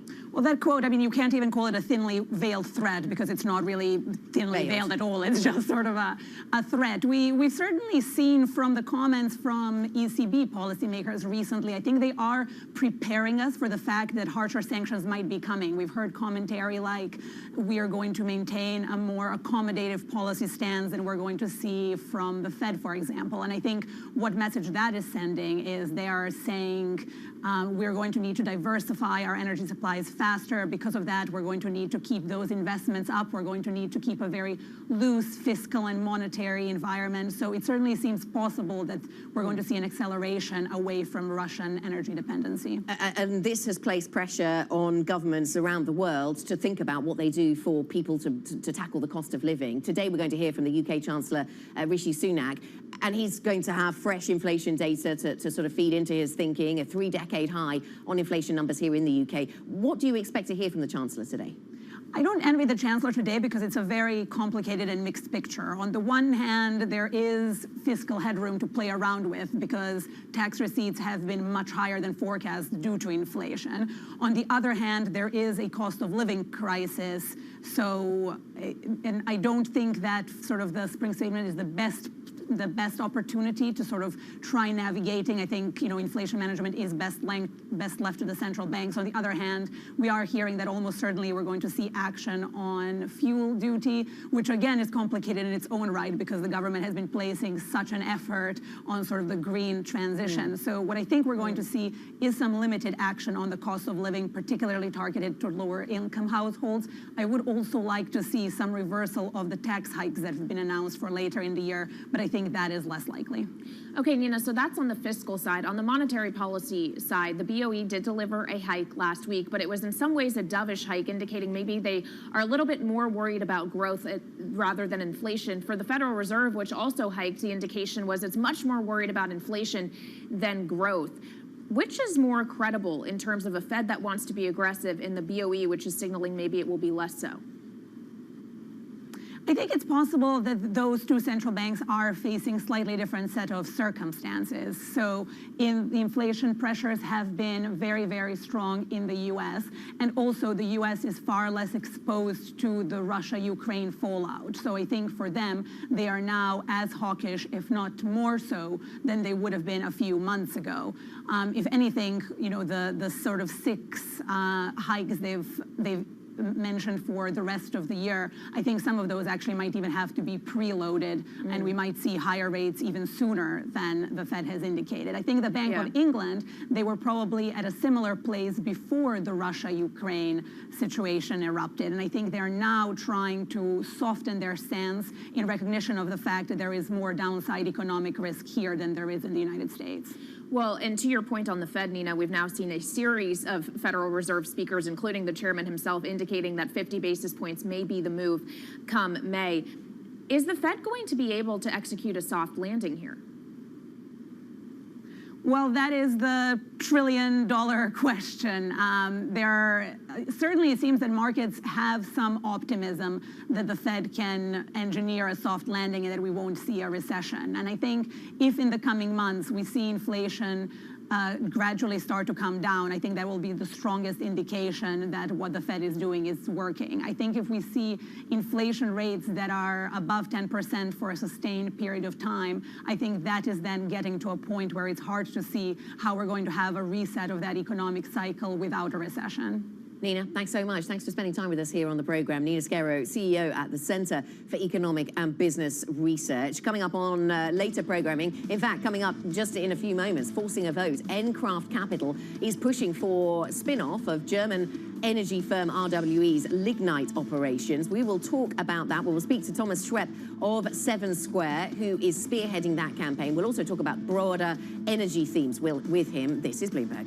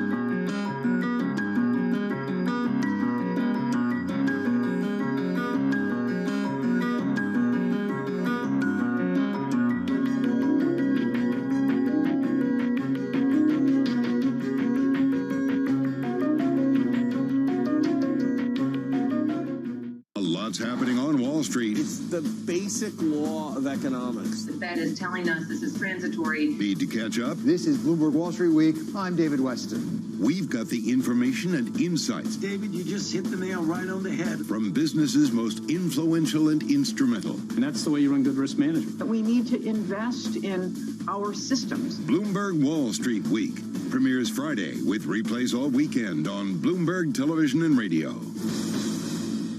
Stocked early enough all these precious materials you were just mentioning, and we were on the lucky side that our prognosis was spot on in a way, forecasting what kind of material we would need and what quantity we would need.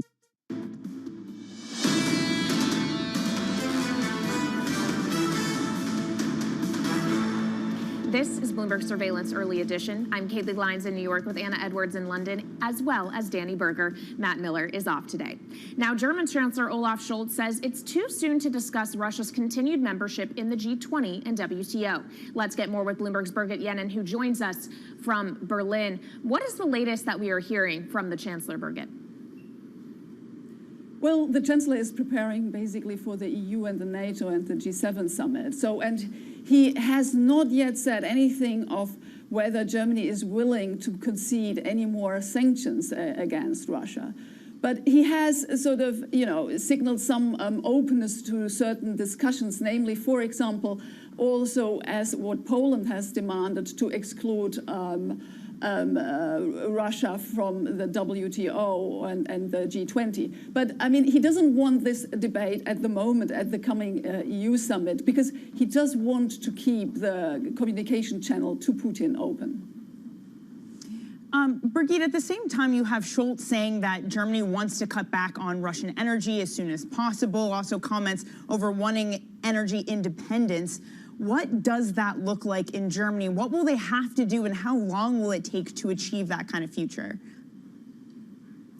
Well, exactly. I mean, it is a massive enterprise because German economy, as we all know, is heavily dependent on cheap Russian gas. So you have to look separately at oil and gas. Gas probably will take a longer time to be really replaced. I mean, they will now are introducing sort of regulation that at least the companies are building up their reserves. They want the companies to build reserves to 90% by December. But of course, that also depends on deliveries from suppliers. So, and surely they are looking to Norway, but it's unrealistic to think that Germany's gas supply can be replaced in a short-term space, sort of by winter totally. But Habeck is more optimistic when it comes to oil. There, probably the reserves can be filled.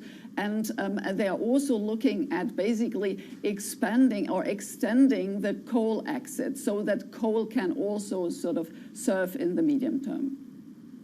Okay, Birgit, thank you very much. We were just showing there on the screen a great chart talking about European gas storage in 2022 running below seasonal averages, something that no doubt politicians are very mindful of. Staying in Germany, the activist investor Encraft Capital is forcing global energy company RWE to vote on a potential spin-off of its lignite operations. Joining us in Frankfurt to discuss this is Thomas Schwepper, managing director at Seven Square, which is spearheading the campaign.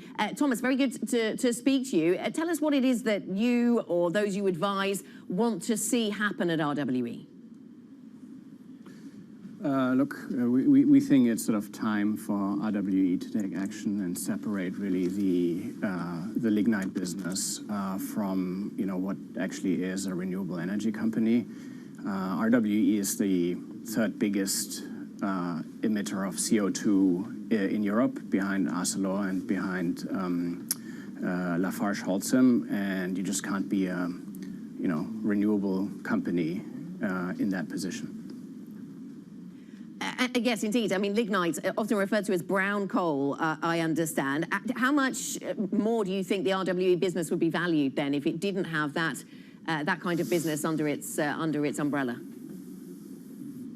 Look, we believe there is sort of a value upside of call it north of 16 billion euros, and that is if you compare sort of where the company trades today compared to the pure play renewable businesses like Ørsted or EDPR. Thomas, in trying to get RWE to improve their climate credentials, and really not just RWE, but corporates more broadly, how does the specter of war and a Germany trying to move away from Russian energy complicate or perhaps enforce that type of action? Look, obviously, we thought very carefully around sort of, is this now the right time to push this against the backdrop of the events in Ukraine and sort of the energy situation in Germany. Quite frankly, we believe the arguments are as valid as ever. If coal is such a politically charged topic, there is, in addition to all the value and ecological arguments that speak to separate it from RWE, there is also a security point where you could say, like, now is the time to sort of involve the government a bit more to hold this as a reserve that helps Germany to become a bit less dependent. If I can just jump in here, the government acting first, this is an argument that RWE has made, that it's waiting for the government to announce the phase out of some of these energy sources like lignite. Is there any validity to that it should be the government that acts first? Well, quite frankly, we believe no, and as you point out, this has been a continuous argument by RWE. You know, we don't want to be the first one to sort of act on this. They are the owner of the asset. They are responsible. The separation project and process is a complicated process. It needs to be initiated. From RWE. RWE as the owner needs to sort of present options to the government. I think there's enough topics that the government short and longer term has to deal with. I think as the owner, RWE should have show action here and be constructive and a constructive partner. Thomas, more broadly, the German government is trying to turn away from Russian energy. Do you see a situation where corporates in Germany and Germany as a whole turns to resource nationalism? That we get this situation where governments look inwards, prioritize themselves, and you have a hoarding of these types of commodities? Well, look, I think first of all, the question of energy independence obviously is huge, and we're sort of to probably turn back a bit of what has been created over the past 20 years dependency on Russian gas. Having said that, the only real new energy source that helps to wean off is really renewables. So, you know, that's where, for example, a company like RWE should focus on to deploy capital in Germany, creating these alternatives over time. And you know, as said before, I think I could see the German government to probably hoard some of these energy sources. Have more control over them. Again, the long-term problem. The short-term problem is to sort of wean off Russian gas. The longer-term problems remain what they were before this crisis. That is sort of climate change and to a degree also energy security. And the government is in society is sort of the right one to balance here between these two, you know, ecological arguments as well as secure energy supply or security of energy supply. Thomas, thank you very much for joining us. Thomas Schwepper, Managing Director at Seven Square and Encraft Capital Advisor. Thanks for spending time with us on the program. Coming up on this program, Russia's banking exodus. Wall Street is retreating from Moscow at a record pace. More in today's Big Take story. NI Big Take is the function to use on your Bloomberg if you want to get ahead on that one. This is Bloomberg.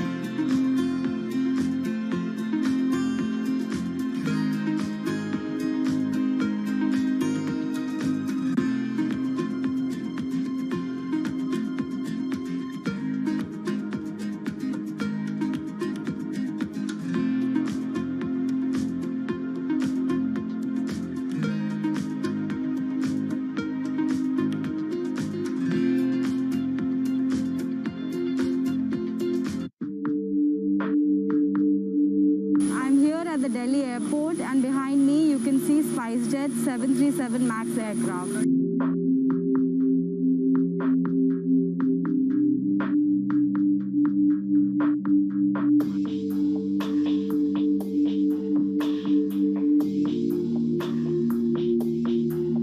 SpiceJet Chairman Seng earlier today said that Boeing is going to compensate SpiceJet in form of cash and aircraft.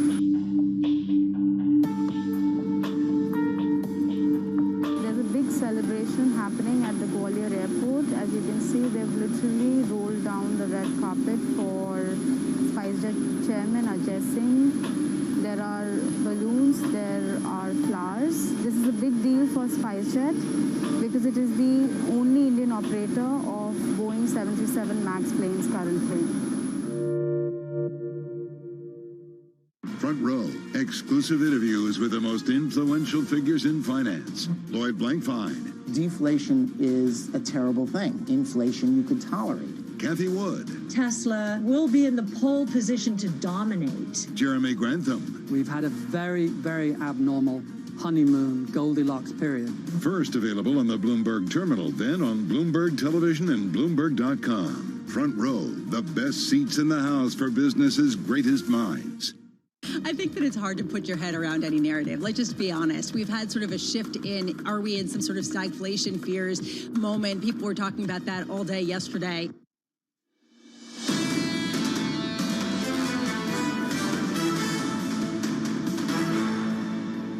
This is Bloomberg Surveillance Early Edition. I'm Danny Berger with Anna Edwards in London and Kaylee Lines in New York. Matt Miller is off today.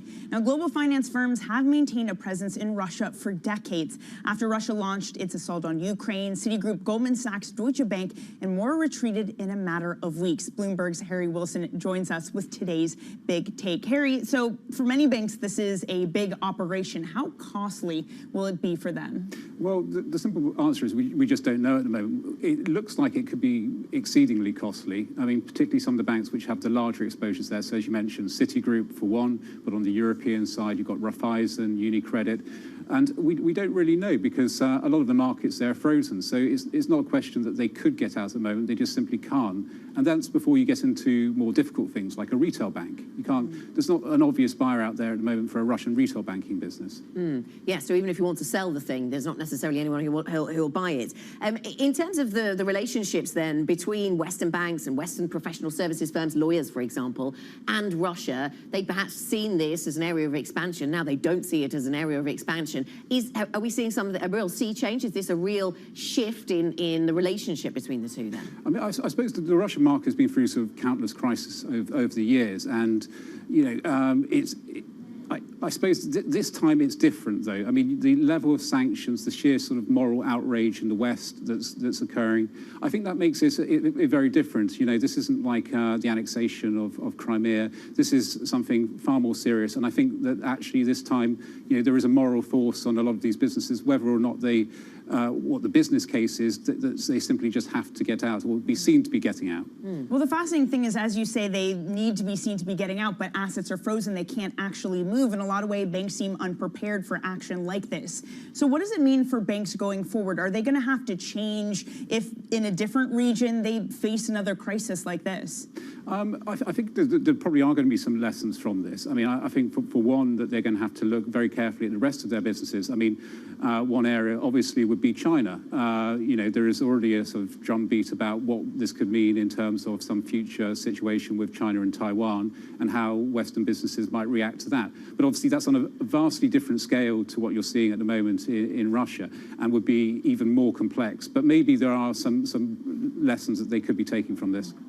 Thanks very much, Harry. Good to speak to you. Yeah, learning lessons from Iran and learning lessons from this and thinking about what on earth that could mean for China if we ever got there. Thanks very much for joining us, Harry Wilson, with the latest on that Bloomberg Big Take story. We're watching oil prices, Danny. Oil prices going a little bit higher, just as we get some lines from the Russian Deputy Prime Minister saying repairs to the Caspian Pipeline Consortium C terminal may take 1.5 to 2 months. We'll monitor that. More Bloomberg surveillance is ahead. This is Bloomberg.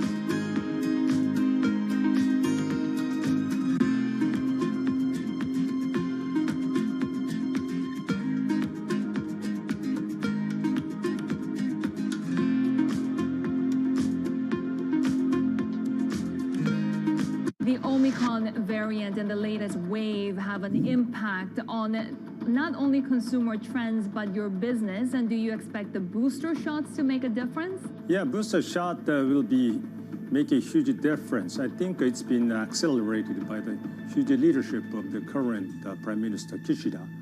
And I'm hopeful that our business will come back in Japan around perhaps mid-February to end of February, because we expect that a peak time will come around that time. And then the government will shift toward the reinvigoration of consumer. That will help us. And we had seen the huge comeback of the business in December when the things were toward the normalization. So I believe the business will come back, and I'm very much hopeful.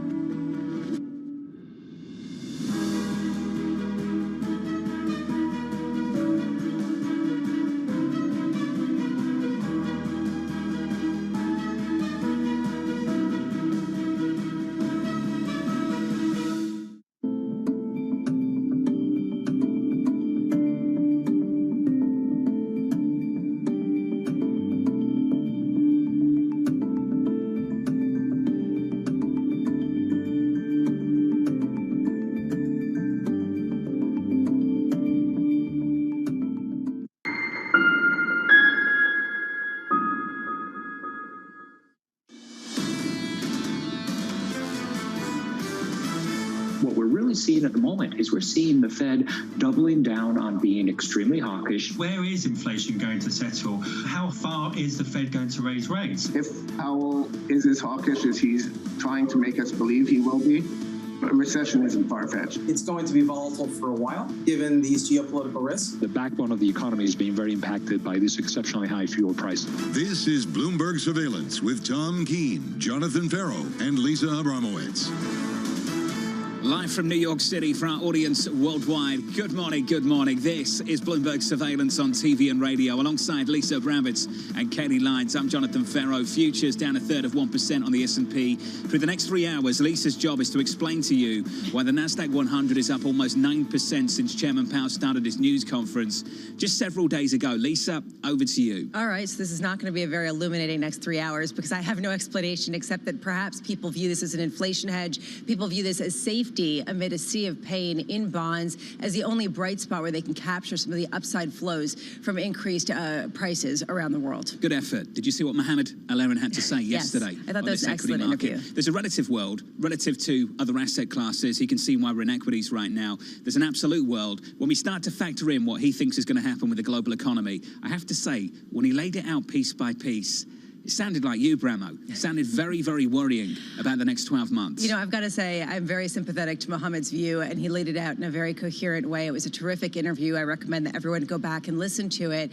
There is an issue of timing, though. And this is where I think the confusion comes into play. People are piling into equities with eyes wide open saying, yeah, sure, there could be a recession, but it's not going to happen for another year and a half. So you might as well dance while the music's still playing. And how much is that the rationale that we're hearing from so many investors? We're going to see depression in Russia and Ukraine, Mohamed's words. We're going to see recession in Europe. We're going to see stagflation in the US. And we're going to see a number of commodity importing emerging economies running into debt problems. Katie Lyons, that's your year ahead. Yeah, and that's the outlook for Mohamed, but he's not the only one that shares that view, John. I thought the study out of the Dallas Fed yesterday was incredibly interesting, essentially saying if you don't get Russian oil back onto the market this year, the global economy is all but certain to fall into a recession. And according to the Dallas Fed, that slowdown could be more protracted than that of 1991. If the US won't be buying it, someone else might be. Lisa, this line just crossed from Novak of Russia. Russia in talks with Asian partners on raising oil flows. Isn't this the story here? We're trying to work out how much Russian crude will actually come off the market. If it doesn't go to the US, does it just go somewhere else? Well, and this is actually why I'm really interested to hear what President Biden says about renewed sanctions, not necessarily more sanctions, but how they plan to tighten the screws on China and basically penalizing them for buying Russian goods. How much can they sort of try to close some of those back doors and eliminate the purchases versus just a simply redirecting of these flows? The president in Europe tomorrow, big couple of days coming right up, in your equity market down 1/3 of 1% on the S&P. On the Nasdaq 100, shaping up as follows, down 0.4%. Since 2:30 Eastern time on Wednesday, when Chairman Powell started speaking, we're up almost 6% on the S&P 500 through yesterday's close. We pulled back just a little bit this morning. Yields coming a couple of basis points on 10s to 236. That sell-off in Treasuries pauses for now, but we add more weight to the crude rally, Lisa. 111, back to 111 on WTI, up 1.7%. I really wonder what Fed Chair Powell thinks of this rally that you're talking about in equities. How does he explain it? How does he affect his policy if you don't see a tightening in financial conditions? Frankly, you've seen the same reaction in credit, too. So people could say, well, stocks are just dumb. Well, no. If you think that credit is smart, it's speaking from the same hymn book. Central bankers speak on a panel at 8 a.m. I am very curious to hear this at a Bank of International Settlements event, and it includes Fed Chair Jay Powell, as well as Bank of England Governor Bailey, among others. How much do they discuss this fact of a new regime? You've got negative yielding bonds, the total volume outstanding falling to the lowest going back to 2015, absolutely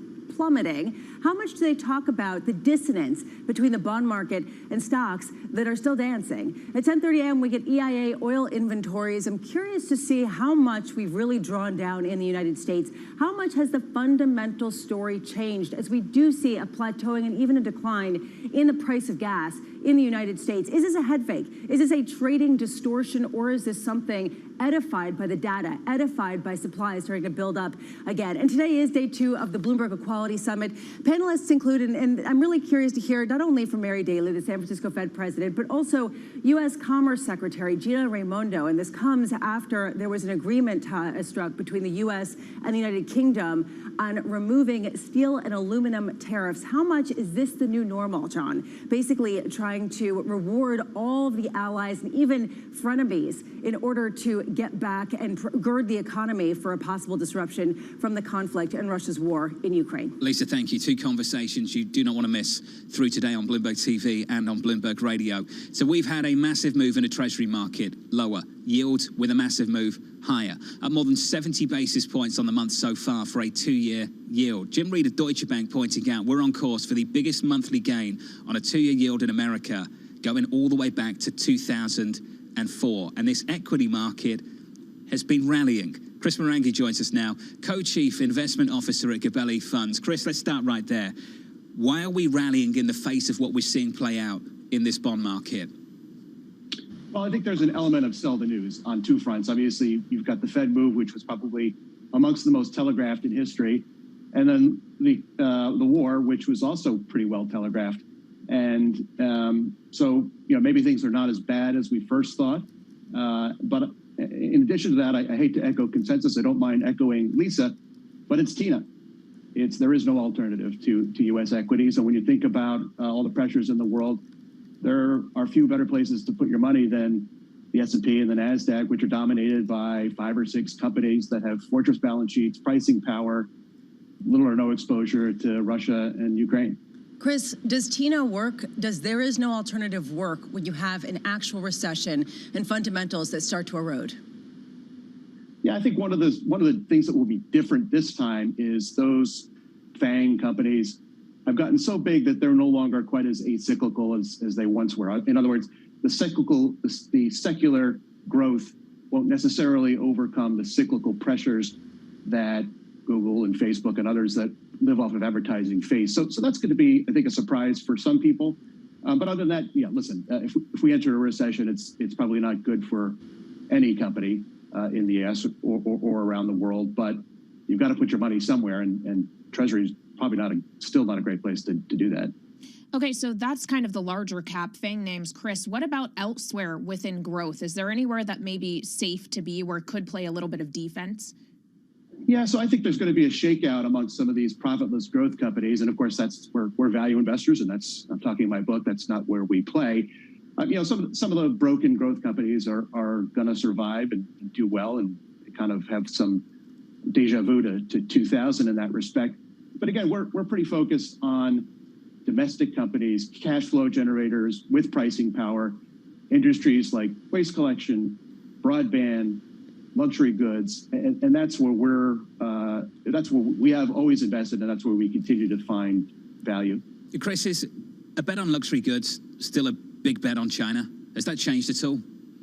Yeah, of course, and to a lesser extent, Russia, and you've seen that reflected in some of the names. But I look at a name like Diageo, which is sort of a luxury goods company. I don't know whether you like Kettle or Bullet or Johnny Walker, but those are pretty resilient brands, and they benefit, by the way, to a certain extent from reopening, which is still going strong as people return to on-premise bars. Chris, what's the warning sign to you that perhaps you should rethink the thesis and perhaps the consensus is wrong? Well, wrong in which direction, I guess, is always the question that you have to ask. I mean, there are some very positive outcomes in here, which you could see result in a melt up. Again, I think that's a pretty low probability. On the other side, we could get a recession. We're going to get a recession at some point in the next few years. The question is when. And again, we're not ones to time the market and go to cash. And obviously, if you stayed invested 2 years ago, almost exactly 2 years ago, we were at the bottom of the S&P. You did pretty well, and I think it's the same case here. There's a man in cash who would actually have known every single brand that you recommended there, and he's not here today, Chris, and I'm sure he's really upset. Chris Morangi there of Good Value Funds. Chris, thank you. TK is back tomorrow, but then Bramo leaves, and you're stuck with me still. Equity futures down a third on the S&P. On the NASDAQ, we're down about 0.4 of what? Not at all. No. Down 0.4 on the NASDAQ 100. Just getting some reporting on Chancellor Scholz, Kaylee. They repeat the line we've heard a few times over the last few weeks. Yeah, that Germany is against a Russian oil and gas import ban. This is according to the Zeit News agency in Germany. What I think is interesting, though, is contrast this with Olaf Scholz's remarks to the Bundestag earlier today, saying that Germany will cut back on Russian energy as soon as possible. So, yes, they want to transition away from Russia, but they aren't ready to cut cold turkey because they are so reliant on that energy source. I think it's also interesting to pair Olaf Scholz's comments, which what we heard from Alexander Novak out of Russia earlier, that essentially said basically Europe better be thinking about its energy supply this winter, a not so veiled threat, one might say, John. What's achievable this week, Lisa? I think we have to think about that going into an important 2 days when the president lands in Europe. The reporting on Chancellor Scholz, we're prepared for further sanctions if needed. That's Germany. What other further sanctions they can actually all agree on in the coming days? What I'm looking for is how to tighten the screws. And we were talking about this earlier, particularly on China. China very much center stage for this because that does seem to be the backdoor way that commerce is continuing in Russia. How much is there a push against that? And what are they risking at a time when we heard from Angela Stent yesterday? I thought this was a really interesting point. Yes, we have a Western alliance, but the rest of the world isn't so convinced of the dominance of the United States-led coalition. So there isn't as much support to get behind this. So how do they sort of solidify their support of one another and create the economic effect in Russia that they desire? Did you see the comments from China on the G20? Yes. China still wants Russia to have a place in the G20 and the global economy. And that's the issue at play here. The West doesn't. Exactly. Europe, the United States does not want Russia to have a role in the international economy, given what's happened in Ukraine. And China's speaking from two different lines, because on one hand, they're saying they really don't like the conflict. On the other, they're encouraging Chinese businesses in Russia to fill the gap and to take advantage of the opportunity and to really hunker down. So what's the clear message here? We'll get you team coverage on that story next on this program, with futures lower, softer, negative a third of 1% on the S&P. For our audience worldwide, heard on radio, seen on TV, this is Bloomberg. Keeping you up to date with news from around the world with the first word, I'm Ritika Gupta. President Biden is heading to Europe, where he'll try to rally allies around tougher sanctions to punish Russia for invading Ukraine. The president will join back-to-back summits Thursday in Brussels with NATO, the Group of Seven, and the European Union. The stakes have been raised by the fear that Russia could resort to deploying weapons of mass destruction. Both hawks and doves at the Federal Reserve are joining Chair Jerome Powell's call for higher interest rates to fight inflation. On Monday, Powell explicitly put a half-point increase on the table in May if needed. San Francisco Fed President Mary Daly now backs robust action, and St. Louis Fed President James Bullard says faster is better when it comes to higher interest rates. And one of the two flight recorders from the China Eastern plane that crashed Monday has been found. That's according to China's official news agency. The black boxes are key to figuring out why the Boeing 737-800 plunged out of the sky at close to the speed of sound before crashing. A tornado ripped through New Orleans and its suburbs last night, causing severe damage and killing at least one person. Thousands of people were left without power. The tornado was part of an outbreak of thunderstorms that struck the deep south. The US and UK have resolved a long-standing irritant on trade. They've reached a deal to ease tariffs on British steel and aluminum. It will allow 500,000 metric tons of steel a year to be imported duty-free. The UK also will end retaliatory tariffs on more than $500 million worth of US exports, including distilled spirits, farm products, and consumer goods. Global News 24 hours a day on air and on Bloomberg Quick Take, powered by more than 2,700 journalists and analysts in more than 120 countries. I'm Ritika Gupta. This is Bloomberg.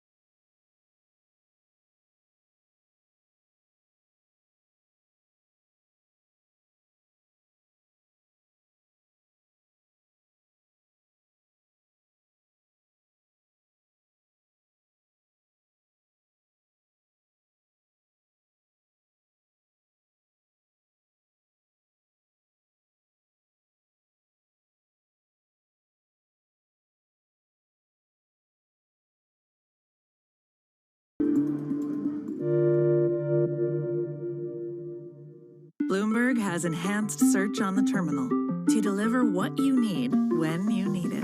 Now, you can simply type phrases in everyday English in the command line. Compare financials. Find people. Analyze markets. You can enter phrases or ask questions. What do you want to know today? Ask a question or visit SearchGo to find answers now.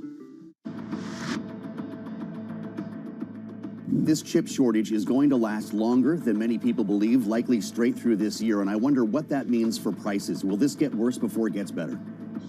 I don't know that it will get worse before it gets better, but there's no reason to believe it's going to get meaningfully better anytime soon. The Commerce Department put that data out yesterday, and what it showed is that there's a real shortage. Demand is 20% higher than it was a couple of years ago.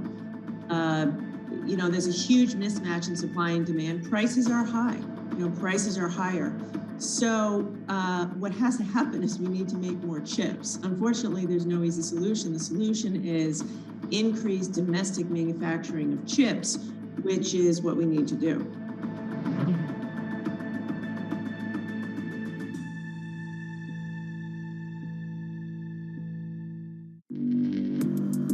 Access the financial world on demand. Hear from leading economists, policymakers, and industry experts via live and on-demand webinars, only from Bloomberg. Start exploring to see what's moving the markets. Visit Bloomberg.com/webinars.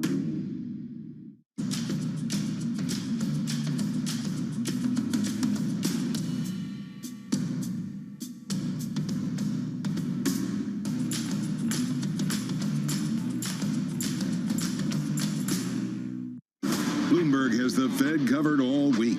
Today, an exclusive interview with San Francisco Fed President Mary Daly. Balance sheet policy is just another part of our policy toolkit. Then, additional Fed President interviews Thursday on Bloomberg.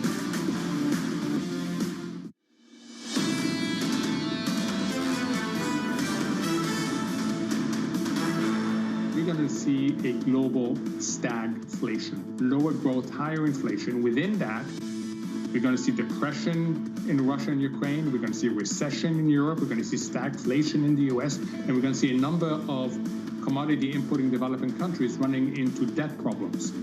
That's the sort of world we're looking at, given the shocks we're taking. Mohammed Al-Arian with a big warning, with futures negative a third of 1%. Good morning to you all. Let's whip through the price action on the S&P, on the Nasdaq, in the bond market, and in crude as well. Nasdaq 100 futures down about 0.5%. Yields lower by a couple of basis points, 236.62 on a US 10-year. We come back. Crude higher, 111.25. And just to echo something Mohammed said at the end there about developing countries dependent on importing commodities, there was an interview in Politico that many of you sent across to me, and thank you for that, with the World Food Programme's executive director. And here are a couple of the quotes, Lisa. Quote, "If you think we've got hell on earth now, you just get ready." They go on to say, "We're billions short. Failure to provide this year a few extra $1 billion means you're going to have famine, destabilization, and mass migration."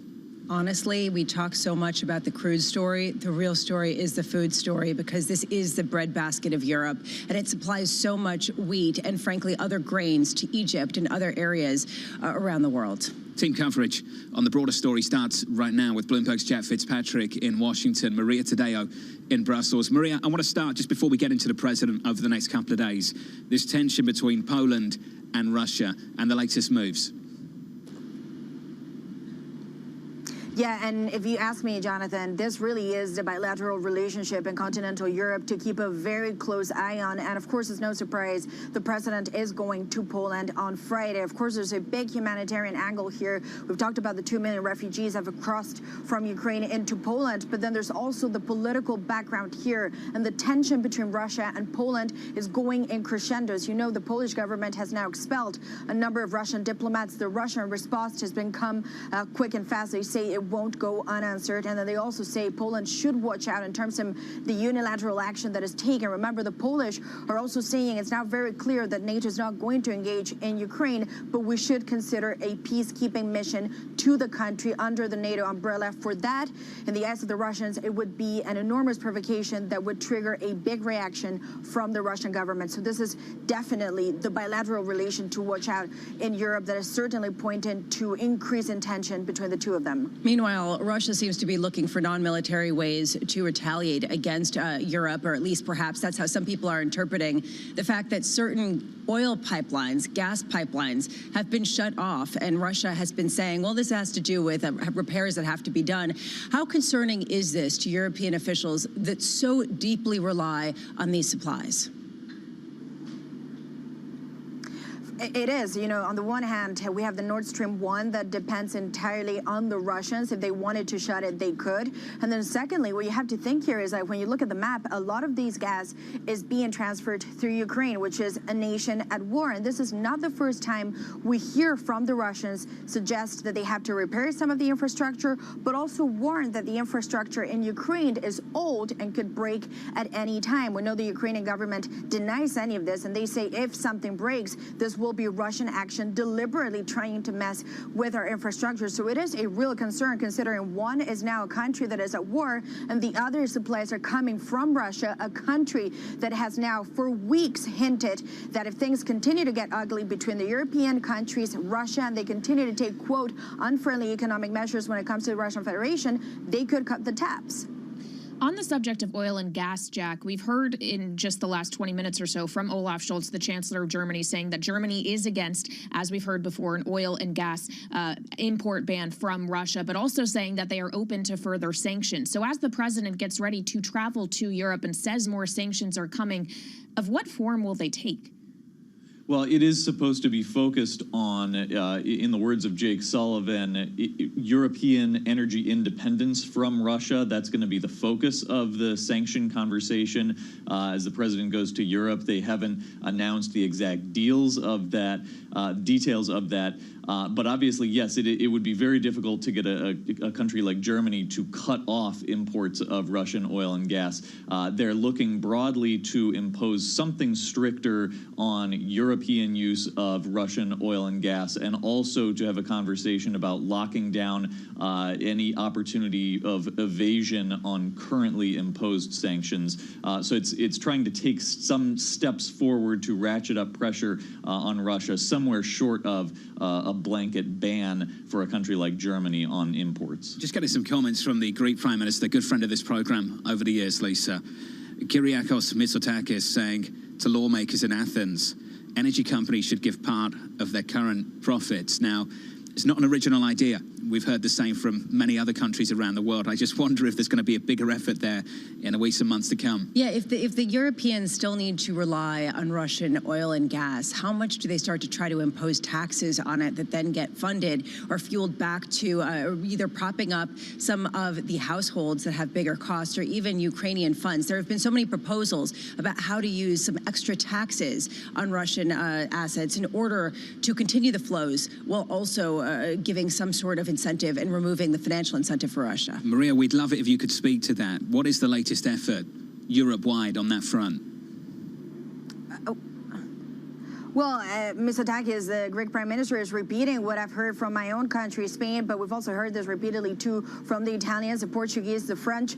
President Emmanuel Macron also hinting that this is inevitable. The government will have a much bigger say on utility companies across Europe, but also hinting that any extra windfall as a result of the prices that we're seeing across Europe, well, they're going to have to go to the state. The state is going to have to pay for a lot of things, and these companies are not going to get extra benefits. It's going directly into the coffers of European governments to deal with the repercussions and the fallout from this. But I do want to say one thing, and I really just try to stress this idea. There isn't a European energy market. It does not exist. As of today, there isn't one. What you have is 27 different countries that have 27 different systems. So if you ask me, come Friday, are we going to see a full ban on energy from Russia? The answer is probably no. And are we going to see an agreement from the Europeans in terms of what to do with their own internal infrastructure? We're not going to see that either. The issue, and this is the biggest problem for Europe right now, is that there is not a cohesive energy market at this point. It does not exist. They're having to work on one as it goes, but this is a crisis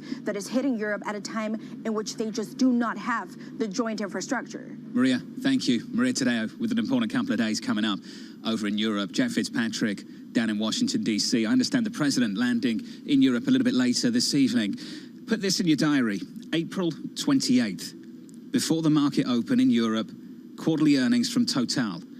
I think this is going to be one of the most controversial quarterly earnings seasons, Lisa, for these energy companies, particularly in Europe, in a long, long time. Total has said that they're not exiting their Russian assets. And today in an interview, the CEO said other companies aren't either. They can't figure out how to do it. So don't just look at us. It's going to be one to watch in about a month's time. From New York City, this is Bloomberg.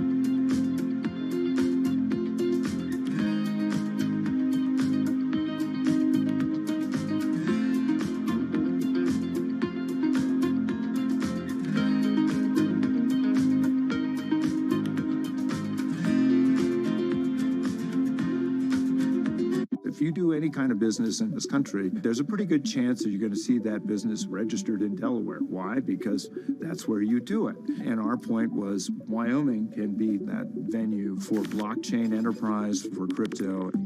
It's not the Wyoming way to sit around and wait for change. We want that independence, we want that freedom, we want that individuality. And that's a common theme that brings together bipartisan support for this in Wyoming. We want to make sure that people understand, especially in Wyoming, but as the United States as a whole, this trend is coming. It's not going to stop.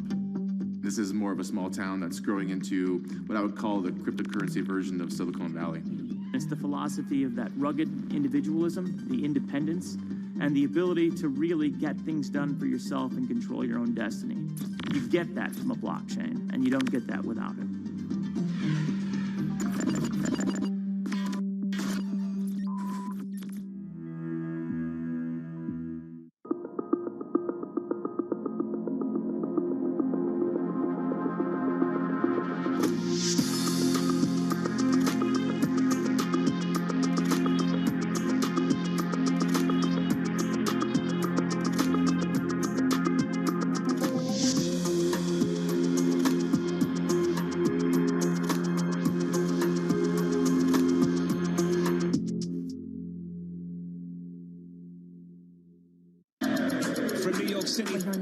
Sydney. In San Francisco. 9 a.m. in Beijing and Shanghai. Good morning, everyone. Have a great evening. To recap the headlines. You do not want to miss this story. How are you thinking about those dynamics?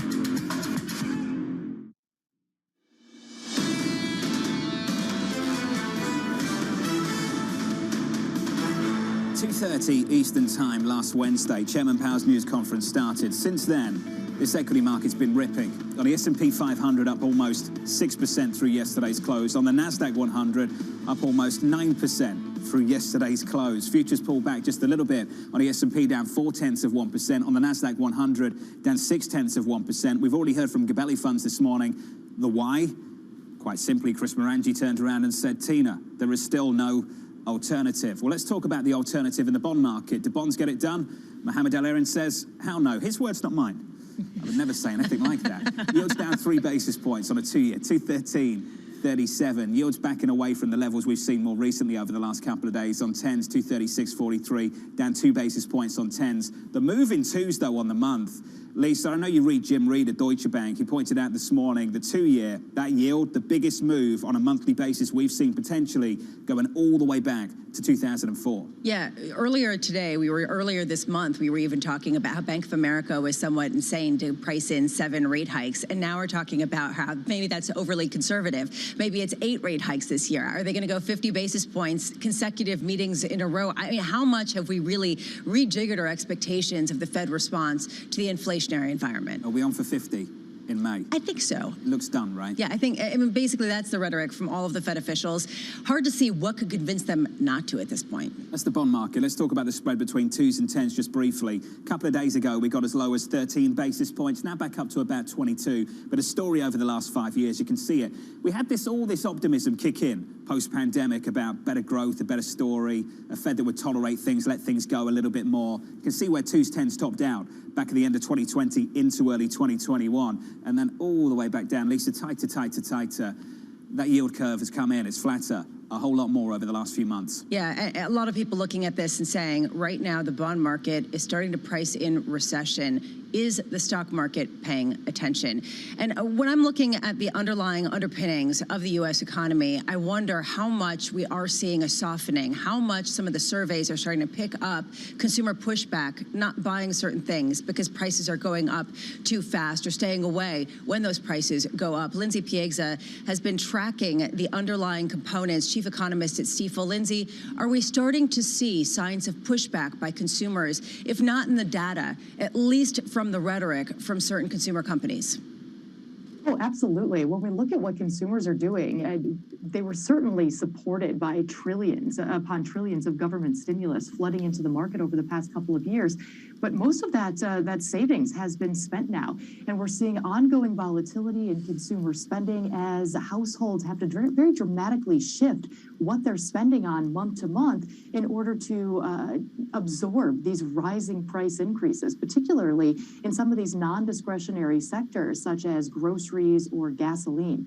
So the consumer is already showing signs of weakness or fragility ahead of or before what we saw in terms of international conflict, which is likely only to exacerbate this upward trajectory in prices. John started the show out asking me and saying that I was going to spend the next 3 hours explaining why stocks are still rallying despite some of this more bearish data, as well as what we're seeing in the yield curve. My explanation came up short. Can you have a better one? Well, I think right now investors are looking to the Fed and really receiving their message that above all else, the Fed will rein in inflation. So at the very least, the silver lining is we will avoid a stagflation scenario where we begin to see an organically declining activity level in the domestic market coupled with still rising prices. So that was the worst case scenario. And the Fed has been very clear that they will do everything they can to rein in out of control inflation. So at the very least, the market is looking and saying, well, we may see slower growth, we may see a recessionary scenario, but we're going to avoid stagflation.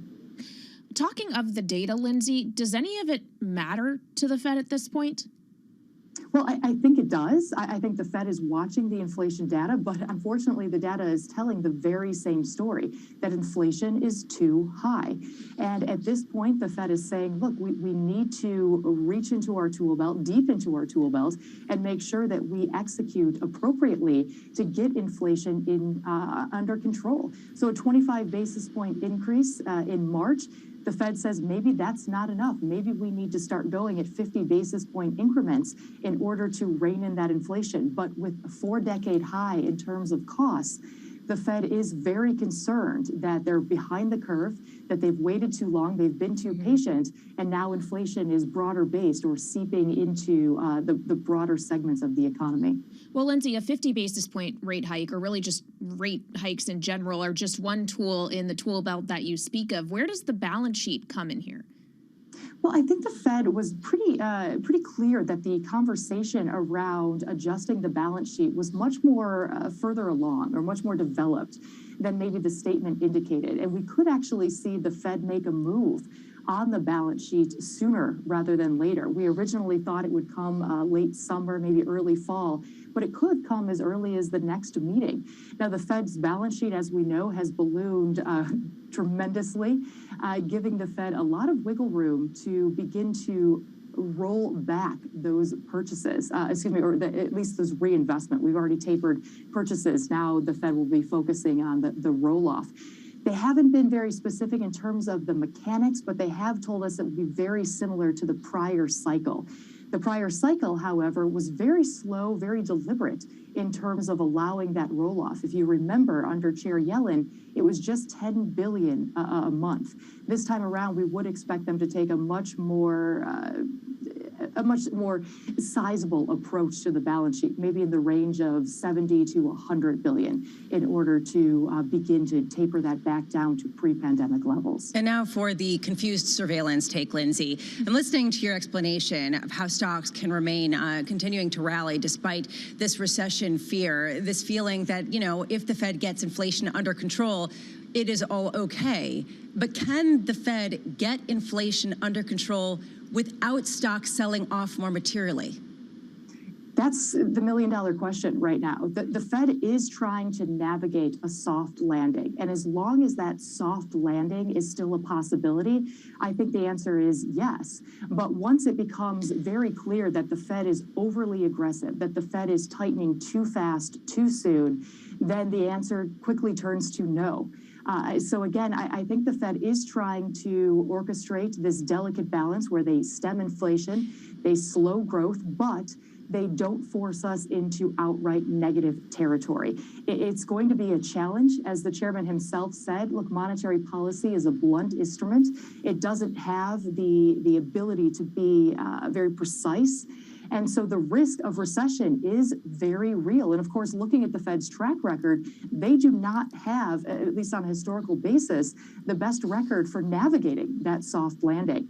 So if the Fed does in fact move forward with this very aggressive plan, and they're not willing to back off when we start to see even more indications of weakness in the data, I think the Fed does tighten us into recession. Lindsay, we're talking about a hawkish Fed, yet since that press conference last Wednesday, financial conditions have eased. If you take a look at credit spreads, they are lower. If you take a look at stocks, they have rallied. It has gone in the exact opposite direction. Effectively, they have eased financial conditions further somehow with that hawkish rhetoric. I'm not sure how. So given this trend, Lindsay, can they affect some sort of control on inflation with the measures that they're talking about outside of market conditions, which has been their main tool?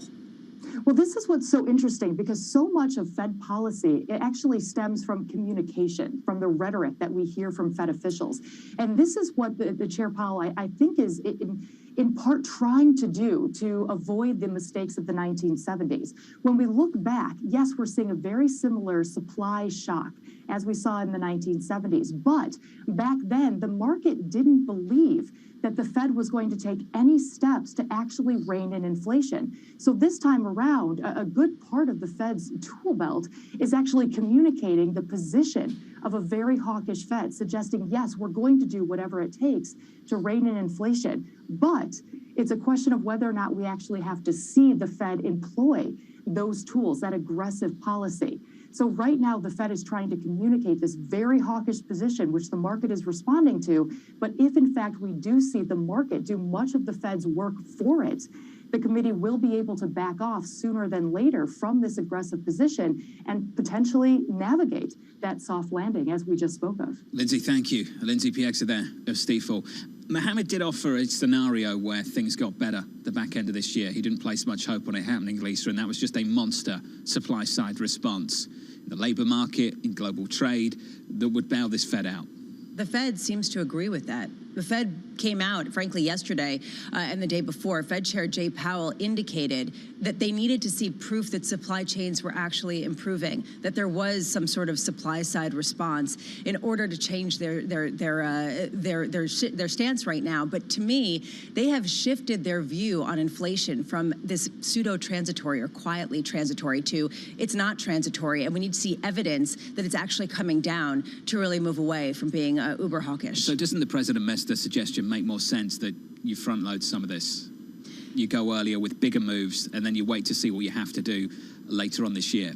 That's what we're hearing from more people. 2 back-to-back 50 basis point rate hikes at the 2 subsequent meetings. Have markets priced that in? Have stocks priced that in? Bonds arguably have, and that's why we've seen such a flattening in the yield curve and such a massive move in the 2-year. Stocks haven't really responded except to say, okay, this is good news. Do you know how to get people to mute the TV, turn down the volume on the radio in March 2022? Just a few words. Up next, the Omicron BA2 subvariant. Do we have to cover the Omicron BA2 subvariant? I mean, it hasn't gone away, has it? No one wants to talk about it, but it's still there, isn't it? My focus will be on China right now. How much does this actually continue the supply chain response? But you're right, people have moved on. Nobody wants to talk about it. We want to talk about other things. We want to talk about getting back to normal. We want to talk about how quickly we can see an end to the horrific war in Ukraine. Listen to the enthusiasm. Up next, the Omicron BA2 subvariant. I'm actually excited to catch up with Dr. Bhakti Hansati of Johns Hopkins, because it's been a while, but I'm sure we'd all like to be talking about something else. That's next. Tune in. This is Bloomberg. Keeping you up to date with news from around the world with the first word, I'm Ritika Gupta. Ukraine's President Volodymyr Zelensky says about 100,000 people remain in a besieged city of Mariupol. He says they are without food, water and medicine and are under constant Russian bombardment. About 6,000 people were able to flee the city on Tuesday. More than a third of last week's coronavirus cases in the US were caused by the Omicron BA2 subvariant. That's a notable increase from a week earlier. The CDC says the subvariant is most common in New England and the New York region. BA2 isn't believed to be more dangerous than other strains, but it may be more infectious. Shares of ZTE soared today in Hong Kong. A U.S. court decided the Chinese networking giant should be allowed to end a 5-year probation for violating American sanctions. ZTE has been struggling since the penalty was imposed. Judge Ketanji Brown Jackson is getting closer to becoming the first black woman on the U.S. Supreme Court. In a marathon day of testimony before a Senate panel, she held her own against a barrage of Republican attacks centering on crime and race. Republicans have all but conceded that Jackson will get confirmed. And the top-ranked player in women's tennis is calling it quits. Australia's Ashley Barty has decided to retire from the sport at the age of 25. Barty has won 3 Grand Slam finals, including the Australian Open in January. She says she no longer has the physical and emotional drive needed to play at the top anymore. Global news 24 hours a day, on air and on Bloomberg Quick Take, powered by more than 2,700 journalists and analysts in more than 120 countries. I'm Ritika Gupta. This is Bloomberg.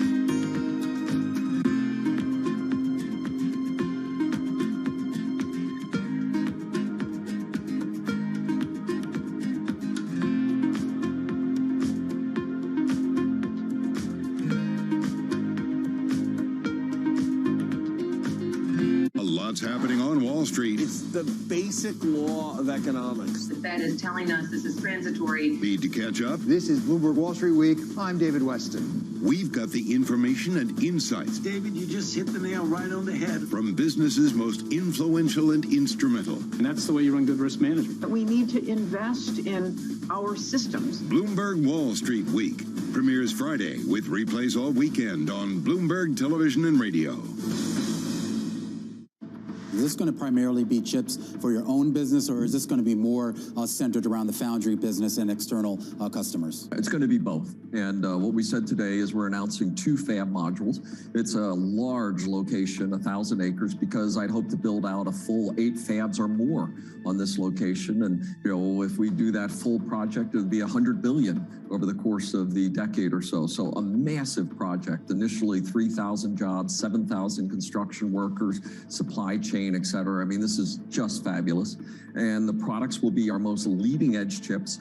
So as we said, this will be the angstrom era when we're going to 2 nanometers and below into the angstrom era. So it'll be the most advanced chips, potentially the largest manufacturing location in the world. We'll use its output for our internal products, but also for those of the foundry customers as well. So it's going to cover both.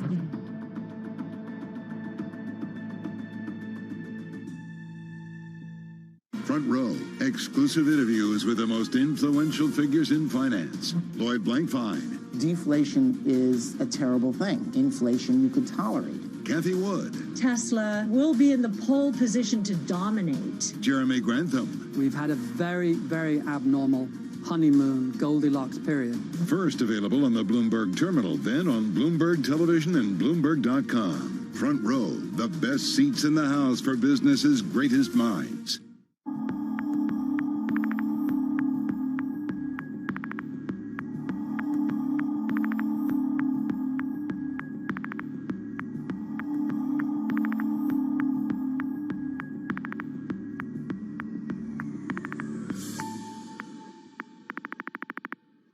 It's really a reminder, isn't it, just how sensitive the markets are to any commentary about trade. We did see some pressure on the yuan, we did see some pressure on the futures. That is now being reversed. I think what we've seen during during this period of time is that communicating via video is not a fad. We are using it in all aspects of our lives, for work, for learning, for communicating, for staying in touch.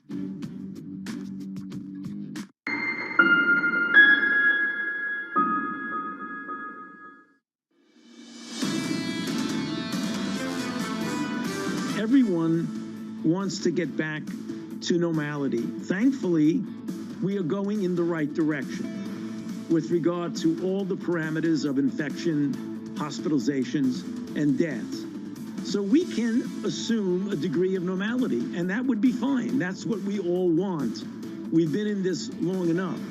But we can't claim absolute victory at this point. Dr. Fauci there, speaking yesterday from New York City this morning. Good morning.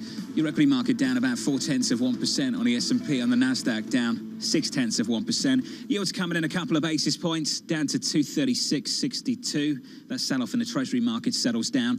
The rally in the crude market continues, though, just short of 112 on WTI, 111.95, up by 2.5%. So here it is, drum roll. Lisa, more than a third of last week's US COVID-19 cases were caused by the Omicron BA2 subvariant. Something to worry about? You started this segment with this sigh of really, we have to talk about this. It was so evident. We all hate talking about this because it's just like the same movie over and over again that we feel like we are emerging from. And even with the subvariant, as we heard from Amish Adalja yesterday, he was saying it's not really leading to many more deaths and hospitalizations, at least so far. So can we just treat it like the flu? The doctor's just as fed up as we are. In fact, I know Dr. Bhakti Hansati is more fed up than we are because she's been living it for the last few years. Associate Professor of Emergency Medicine at Johns Hopkins University joins us right now. Doctor, can you give us the good case? How much better things are now versus 2 years ago as we deal with a new subvariant? So many more tools, right? And let's not make this the same old story that we dealt with. In the past, we had a lot of unknowns. We had a lot of hospitalizations. We had a lot of loved ones that were dying. Right now, we have test and treat programs. We have rapid tests in people's homes. We have vaccinated individuals, and those vaccination levels are high, not as high as we'd like, but they are very high. And we have really great policies and procedures in place to protect those that are vulnerable, i.e. children less than 5 and patients with immunocompromised states. So, you know what? Let's pull up our pants and say this is a test. This is a test for normalcy. Can we survive the COVID, the new subvariant, and can that subvariant not cause a strain on the health system? Can we continue to provide care to people with other medical conditions other than COVID in an adequate manner? And if we can, then I think the winter is going to look great. So let's fast forward and see about when we can say it worked according to plan. We never have to talk about it again. So, if you watch the UK, we lag about 4 to 6 weeks behind the United Kingdom. They are starting to see their surge again. I think I saw a statistic recently on the Zoe COVID database, which said 1 in 24 UK citizens have symptomatic COVID. We are not seeing the rise in hospitalizations, right? So they seem to be passing their test in a good way. And even with Omicron, right, we did not see the deaths that we saw with the earlier waves. So we want to follow them. We have 4 to 6 weeks before we start surging, in my opinion. Although, as John pointed out, we're already seeing that a significant proportion of our COVID cases in the United States are due to the new subvariant. And then we have to just watch. And then what we should be watching is not just the number of cases, but the number of hospitalizations, number of deaths, the number of emergency departments that have high wait times, the number of hospitals that have to go on to disaster services only. Dr. Hansati, it seems like the U.S. has moved on, at least because of all of these tools, in Europe as well, in terms of passing the test. China, not so much, still trying to figure out the right approach after years of zero COVID types of policies. What do you see as the most likely progression there, as we see that supply chains are still being cramped, as we see factories still getting shut down occasionally as the virus passes through? So there's a couple of different things at play in China, right? So the challenge with zero COVID was that there was no natural immunity.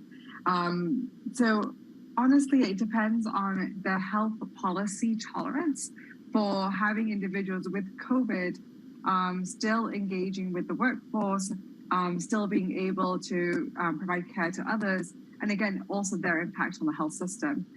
What we saw in the United States during Omicron was that CDC policy, right, which said that even if you've had COVID, you can come back to work after 5 days of being asymptomatic as long as you're masked.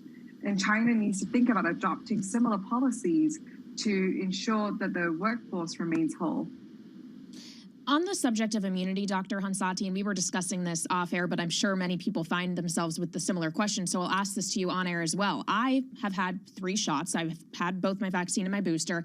I've also tested positive for COVID twice now. Do we have a proper understanding of what my immunity level or someone like me immunity level would be and whether or not we'd be susceptible to potentially getting a case of this subvariant? So average Americans are asking this question, but you know who really wants the answer to this question? It's folks who are on chemotherapy, folks who are on steroids and immunocompromised medications. Like, can I live my life now? I've played by the rules for 2.5 years, but can I go to my son's graduation, for example? So the question that you're really asking is, what is our correlate of protection? And there is a couple of different thoughts there, right? So people have talked about antibody levels and how much is a good antibody level to say that you are now immune, so to speak. But antibody levels are an absolute number, and we have a whole host of different antibodies. So what's really important is, can we measure the amount of neutralizing antibodies, i.e. antibodies that stop the infection from taking hold? So that's the first thing. The second is that you have hybrid immunity, which means you have natural immunity and then vaccine-based immunity. A recent study that is cited by the CDC, but I think still not in press yet, it's still in preprint, shows that people that have been vaccinated have steady antibody titers, and those who have a natural immunization have more heterogeneous response. Some people have really high titers, and some people are really low. And we don't know if that correlates with how sick you are. What we do know, which is great news for someone like you, is if you've had both, if you've been vaccinated and unfortunately tested positive for COVID, you have hybrid immunity, which we know is going to provide a stronger immune response. But the real question is, how does that correlate with how you live your life, right? Does that mean you can stop masking? Does that mean you can go for dinner and inside a restaurant? Does that mean you can take a plane to the Bahamas, right? And not wear a mask on the flight? So how that immune response relates to how we live our lives is still a big unknown. And honestly, should we even know this answer? So when it came to flu, I don't know what my immune response is from the flu virus, but I do know what to do if I'm symptomatic. I know what to call in sick and not expose my co-workers. I know how to treat my children. I know how to manage my symptoms. That's the good news. Right. That's the good news. Doctor, I'm not going to pretend I enjoyed this segment, but it was good to catch up. I've missed you. It's been a while. I missed you too. Dr. Badi Hansati there of Johns Hopkins. Thank you very much. Do you remember when people used to come to work with flu? They're going to stop doing that now? No more heroes. That's a good question. Are they going to change sick policies to encourage you to actually stay home? They've got to sort that out in America. I mean, I'm not advocating for political policy, except I am. They've got to sort that out in America. You're taking a cue out of if you're poorly, you should be able to say, I'm not coming to work because I'm ill, and not feel like you have to because you're worried about not getting paid. That is a massive problem. I would completely agree. Futures down a third. From New York, this is Bloomberg.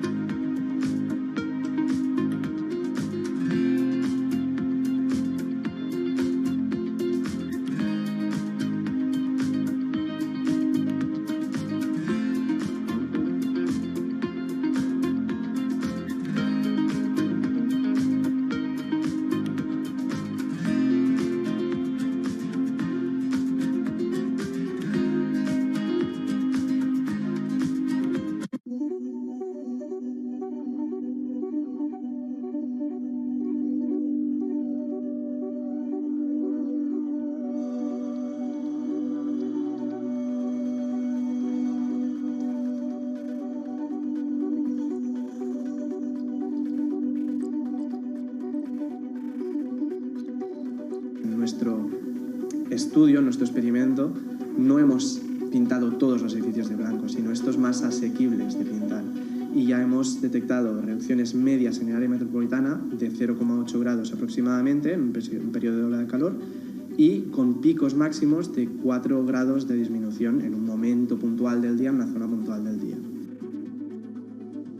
Y como dices, en una ciudad como Barcelona funciona incluso mejor que las zonas verdes, según las modificaciones nos detectan incrementos, o sea, disminuciones de temperaturas mayores con tejados blancos que con incrementos de zonas verdes como tienen planteados el plan director urbanístico.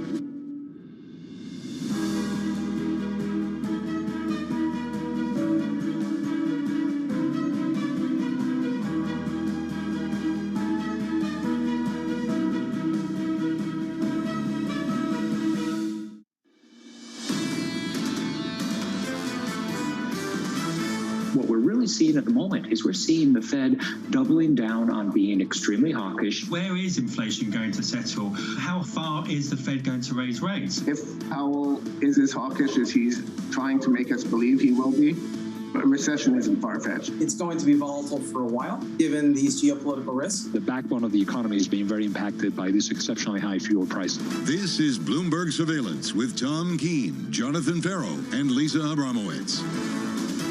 It is the number one question right now. Can this equity market keep rallying in the face of what the Fed might have to do through 2022? From New York City this morning, good morning, good morning. This is Bloomberg Surveillance Live on TV and radio. Alongside Lisa Abramowitz and Katie Lyons, I'm Jonathan Ferro. Futures down 1/3% on the S&P. Lisa, that's the question. Can it? And especially as you see what's going on in the bond market, which is basically bringing forward the expectation for a recession. Can equities keep dancing if they think that recession, yes, is going to happen, but it's going to happen in a year and not in the next couple of months? So Mohammed Al-Erin implied that there is no alternative. Gabelli Funds said exactly that on this program an hour ago. At what point is there an alternative? How high do we need to go in the Treasury market? And perhaps how high do we have to go in the front end, and how low do we have to go on the back end? How much do people start to revert back to lower yields over the longer term with this bringing forward of a recession? In other words, faith that this will all torpedo some of the economic momentum, and that longer term we go back to where we were and then some in terms of low rates and low inflation. Even with a move of more than 70 basis points on the front end of the yield curve, this market this month has done nicely on the S&P since the Fed chair spoke just a few days ago. We'll go through the numbers in just a moment. We need to stay on top of Russia's invasion of Ukraine as well. Earlier on today, Poland expelled 45 Russian diplomats. You've all seen the report by now, I'm sure. The response from Interfax, they're reporting, Katie, Russia will respond to what the Polish did earlier today. Yeah, we'll have to wait and see what response that takes shape in, John. But it's interesting when you listen to the reporting from Maria Tadeo in Brussels. She says this is really the relationship to watch between Poland and between Russia, Moscow, and Warsaw. I thought the comments we saw from Medvedev on social media yesterday talking about Poland, how their support of Ukraine is going to prove inexpensive and to some extent fruitless, I think is really telling how tense that relationship has gotten, and notable that the president will be in Poland himself at the end of this week, John. Big couple of days ahead for the president of the United States, landing in Europe later this evening, as you point out, NATO Thursday, then on Friday a meeting with the leader of Poland. The deliverables, Kelly, what are they? It's an excellent question. The president is promising more sanctions, John. The question really is, what will Europe be able to get on board with? Because we're hearing once again today from Germany, an oil and gas embargo when it comes to Russian oil and gas, it's not going to happen for them. Team coverage coming right up on this program a little bit later in the hour. Futures right now down 1/3% on the S&P, on the Nasdaq down about 0.5%. Talked about that move in a 2-year. Month to date, over the last month through March, up more than 70 basis points. The equity market, though, over the last several days, up 6% since Powell started speaking on Wednesday. Carried on speaking this week, kept on rallying. Futures down 1/3. Yields in a couple of basis points on 10s at 236.43. And crude, Lisa, there it is, a 112 handle, up 2.5%. Melting back up as you see a growing consensus among some of the most respected strategists that we're headed toward 150, and not necessarily on the New York Stock Exchange and what we're seeing with the New York crude, but perhaps Brent. What I'm looking for is, what does "don't fight the Fed" mean in 2022? At 8 a.m., we get a number of central bankers speaking on a Bank of International Settlements panel, including Fed Chair Jerome Powell and Bank of England Governor Andrew Bailey. This comes with a backdrop of a dramatically shrinking pool of negative yielding debt. Do these central bankers push back on some of the rallies that we've seen in equity assets? What do they say in terms of a Fed put? Are they saying that things are overvalued, they need to take the froth out in order to bring down inflation? And then do people respond? Or do they simply say, things are going to be fine. If you get inflation down, then we can keep playing ball. At 10:30 a.m., we get a sense of how the U.S. is doing in terms of the stockpiles of crude. We get the EIA oil inventories. I'm watching this for fundamental edification of the gas prices that we've seen roll over from the highest that we've seen going back in data for decades. We have seen a little bit of a rollover. Do we see stockpiles starting to go up, or are what we're seeing in the energy markets largely a function of a lack of liquidity and trading idiosyncrasies, as many people have said? And also today, it is day 2 of the Bloomberg Equality Summit. The panelists today that I'm watching most closely, Mary Daly of the San Francisco Fed, as well as Gina Raimondo, U.S. Secretary of Commerce. Does she come out and talk about further alliances, fortifying certain relationships to supply us with commodities in order to get around Russia? How much is that a focus as the U.S. starts to remove certain tariffs, particularly with respect to the United Kingdom? Lisa, thank you. The question of the moment in this market, given everything going on in the world at the moment, why is the equity market up 6% since Wednesday on the S&P? Why is the Nasdaq 100 up almost 9% on the Nasdaq since Wednesday? This is Stuart Kaiser of UBS. We are a degree less cautious this week, not because our views on geopolitical or policy rates risk have improved, but because price action shows a market more tolerant of those changes, those challenges. Stuart Kaiser joins us now, the head of equity derivatives research at UBS. Stu, for you, it's not about the information from the data, from the events. It's the information you get from the reaction in the market to it. Can you run us through that? Hey, good morning, Jonathan. Yeah, I mean, look, I think it's a combination of both. I mean, obviously, there's a lot of challenges out there geopolitically and from a monetary policy perspective, but I think you also need to respect the price action, and especially in the volatility markets, what we've seen for the last couple of weeks is a market that's far less anxious. You know, when the S&P is down, the VIX is up less than you might expect, and when the S&P is up, it's down more than you would expect.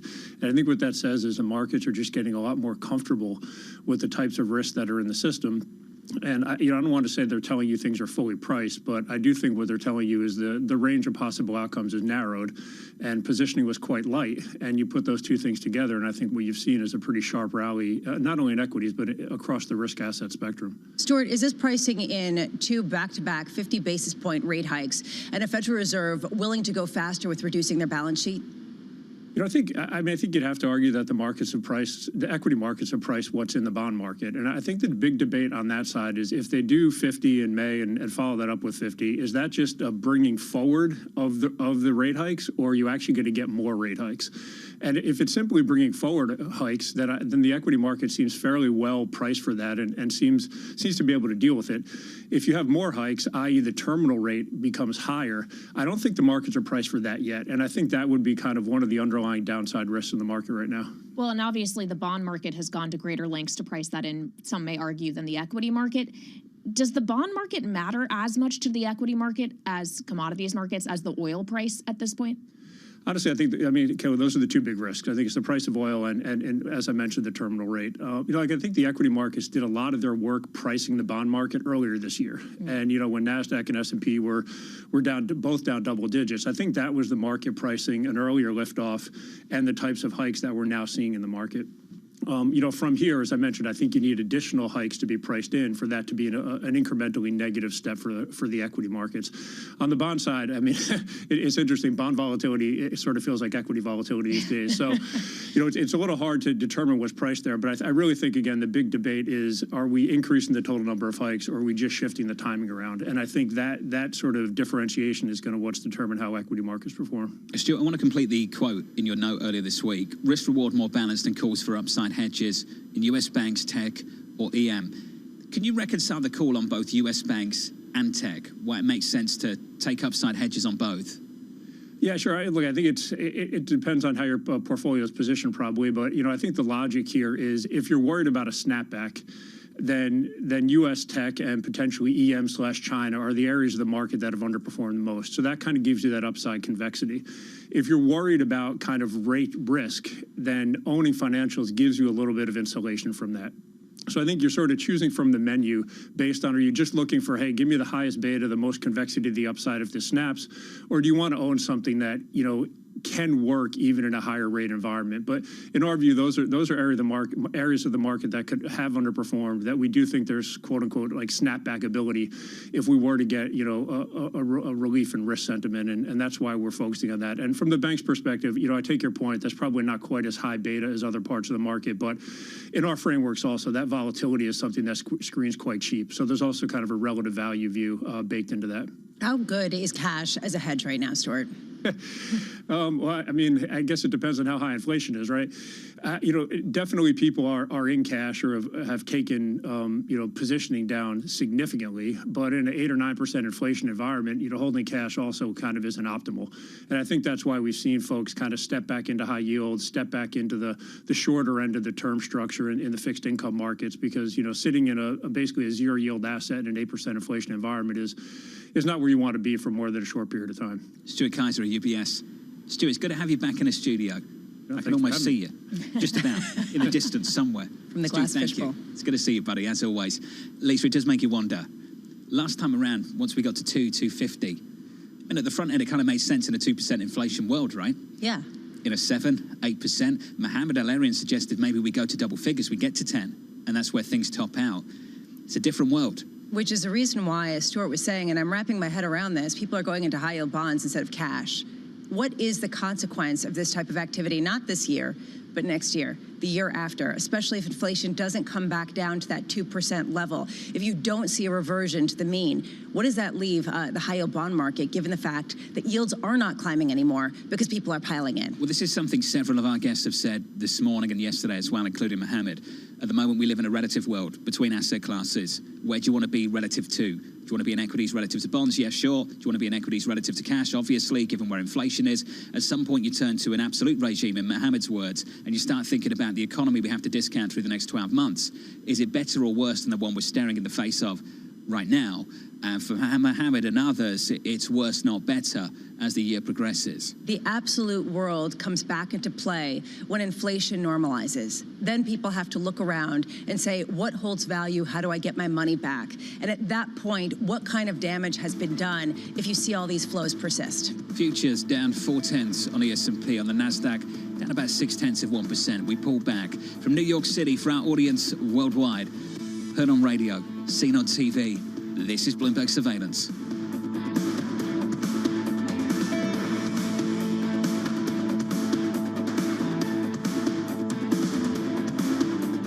Keeping you you up to date with news from around the world, here's the first word. President Biden is heading to Europe where he'll try to rally allies around tougher sanctions to punish Russia for invading Ukraine. The president will join back-to-back summits Thursday in Brussels with NATO, the Group of Seven, and the European Union. The stakes have been raised by the fear that Russia could resort to deploying weapons of mass destruction. Both hawks and doves at the Federal Reserve are joining Chair Jerome Powell's call for higher interest rates to fight inflation. On Monday, Powell explicitly put a half-point increase on the table in May if needed. Then San Francisco Fed President Mary Daly says she now backs robust action. And St. Louis Fed President James Bullard says faster is better when it comes to higher rates. One of the two flight recorders from the China Eastern plane that crashed Monday has been found. That's according to China's official news agency. The black boxes are key to figuring out why the Boeing 737-800 plunged out of the sky at close to the speed of sound before crashing. And a tornado ripped through New Orleans and its suburbs last night, causing severe damage and killing at least one person. Thousands of people were left without power. The tornado was part of an outbreak of thunderstorms that struck the Deep South. And one of the favorite meme stocks, GameStop, kept its rally going in pre-market trading. Shares of the video game retailer surged today after rising 31% on Tuesday. GameStop's chairman Ryan Cohn disclosed that he has raised his stake in the company to almost 12%. Global news 24 hours a day on air and on Bloomberg Quick Take, powered by more than 2,700 journalists and analysts in more than 120 countries. I'm Kaylee Lines. This is Bloomberg.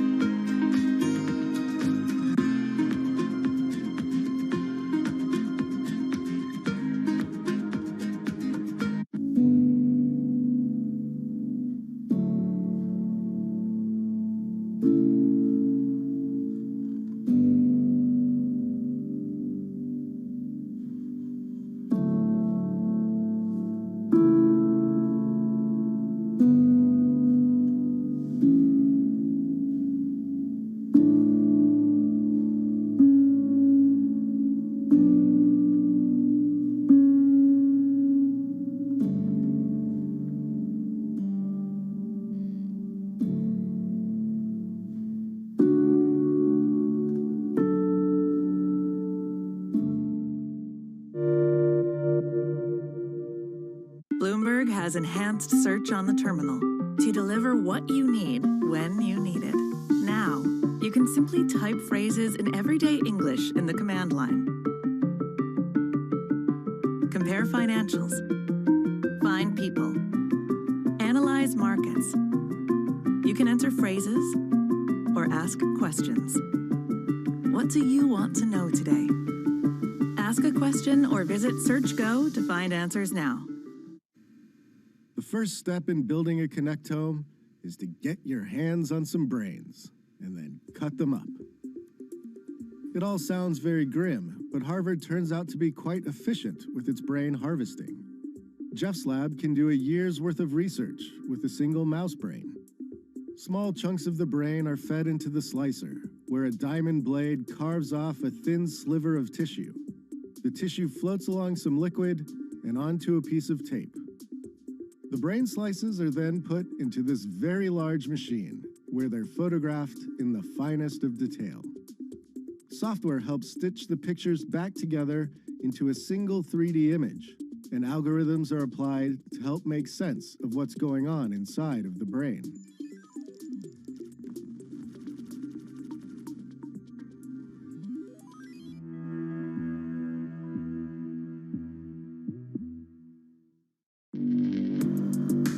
Access the financial world on demand. Hear from leading economists, policymakers, and industry experts via live and on-demand webinars, only from Bloomberg. Start exploring to see what's moving the markets. Visit Bloomberg.com/webinars. Crypto, you have a world of young people that want their own financial system and their own culture. And it is very powerful, and I'm a big believer in it. Bloomberg has the Fed covered all week. Today, an exclusive interview with San Francisco Fed President Mary Daly. Balance sheet policy is just another part of our policy toolkit. Then, additional Fed President interviews Thursday on Bloomberg.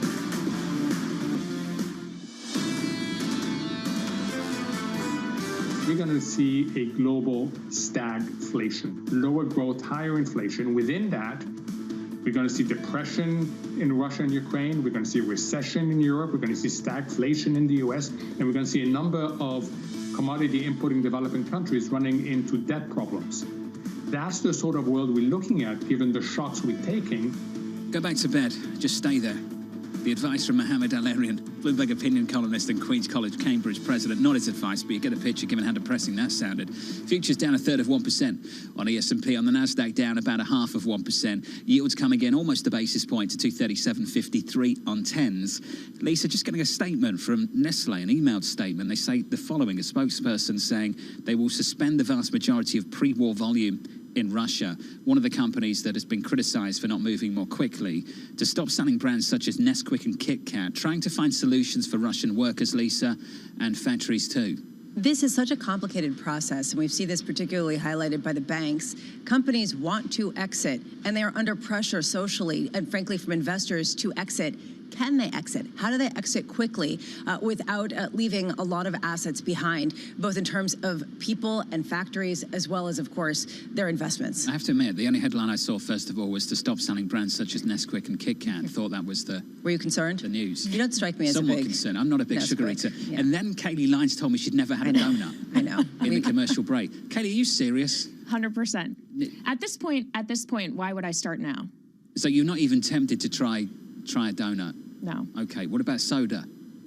Only with alcohol. Honestly, how do you Never even a have... soda independently. Honestly, John, since when are you a sugar pusher? You hate sugar. I've at least tried a donut. I've at least eaten one. I've had some chocolate in the past. I'll dabble. Futures down 4/10. Team coverage, not on that. On the important stuff, starts right now. Bloomberg's Jack Fitzpatrick in Washington and Maria Tadeo in Brussels. Maria, hearing from a spokesperson that Germany plans no new sanction package against Russia. How will this week play out with the president landing in Europe later this evening? Well, to me, what I really am trying to get my head around this is that, of course, going into this meeting, the U.S. delegation says we are going to have more sanctions and we are going to look at loopholes and close them. The reality is, in many ways, this was billed as the mother of all sanctions, but Russian banks, Sberbank, Gazprom, and all of those payments of bonds in dollars continue to go ahead. So clearly, there's many loopholes here to close. But when it comes to the new sanctions, I really struggle to get my head around what is it? What was it going to be sanctioned?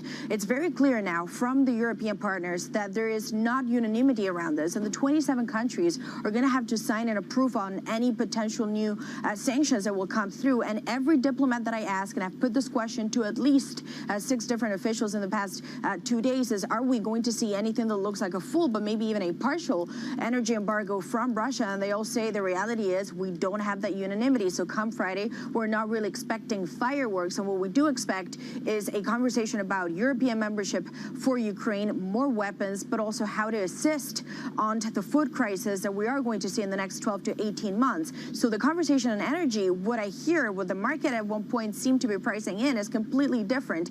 The other thing I would point, and I know you just alluded to this, is of course the big announcement from Nestle. And I just want to remind everyone, on Saturday, the president of Ukraine, Zelensky, gave a speech before Swiss officials that was broadcast across Switzerland, and he said Nestle promises good life and good food. The people of Mariupol cannot access food. You can see that line really resonating, and you're seeing the action today from Nestle. Remember, this is just one company, but Ukraine has targeted at least 50 companies that they continue to push so they exit Russia. Jack, let's stay on the food crisis, and we joke and we make light. However, this really is probably one of the worst consequences for the broader world, aside from the humanitarian disaster unfolding in Ukraine, food shortages that people are expecting. Is the U.S. preparing for that, trying to ramp up production, trying to get around fertilizer that they've purchased in the past from Russia? On Russia-specific issues, fertilizer from Russia, that's a much broader conversation than anything that Congress has really gotten into. There is a conversation starting, at least, about basic food aid. You all mentioned the World Food Program trying to, they're looking to effectively double contributions from the U.S. and from elsewhere in the world. That has already started a conversation in Congress. Their executive director is a former South Carolina governor who's been in touch with Lindsey Graham, who's the top Senate Republican for the panel that funds the State Department and foreign contributions. Graham told me a few days ago that he is pushing for another bill with Ukraine-related funds that would, in his view, hopefully include money for food aid. But of course, the broader issues relating to the way that the war in Ukraine could affect the supply chain and the movement of people. Hello traders, how are you doing today? Order placed to sell short Japanese yen. We're building quite large position for Japanese yen. As you can see, we're already holding short positions. I'm placing new order to sell short at 120.972. Okay, so just almost on the middle of the gap, as you can see, this candle chart pattern. Okay, you have a strategy, you know how it works. Please place your order to sell short your the Japanese yen. Okay, stay safe. I'll speak to you later after we'll get filled.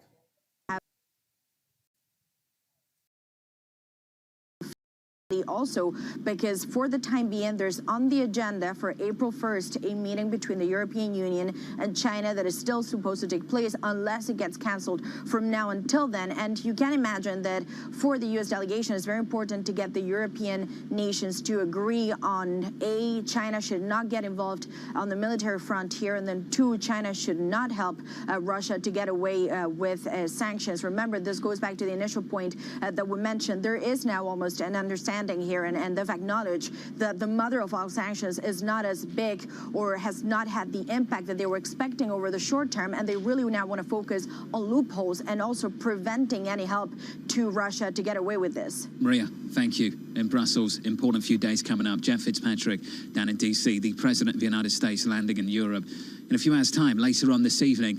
Lisa, forgive me if this sounds snarky, it's not meant to be, but surely the time for words has passed, and it's about action. And if later this week, if the best we can do is a strongly worded statement, then is that enough?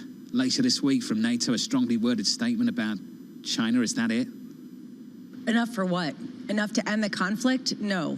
Enough to sort of create the feeling of momentum, of progress? It depends on what's happening behind the scenes, what's unsaid in terms of what the red lines are. And that, to me, is a sort of unspoken reality. There are red lines. If there are biological or chemical weapons used in Ukraine, what is the response from the Western world? Full team.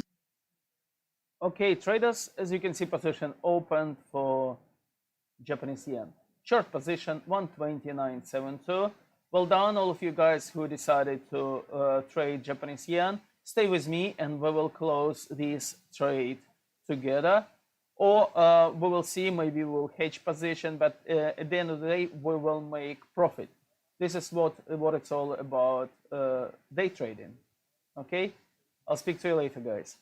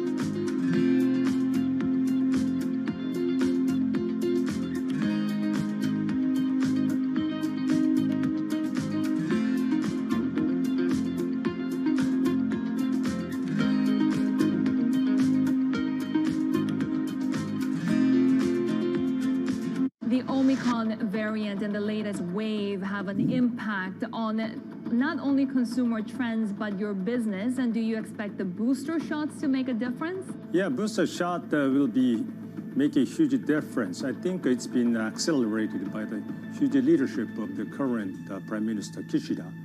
And I'm hopeful that our business will come back in Japan around perhaps mid-February to end of February, because we expect that a peak time will come around that time. And then the government will shift toward the reinvigoration of consumer. That will help us. And we had seen the huge comeback of the business in December when the things were toward the normalization. So I believe the business will come back, and I'm very much hopeful.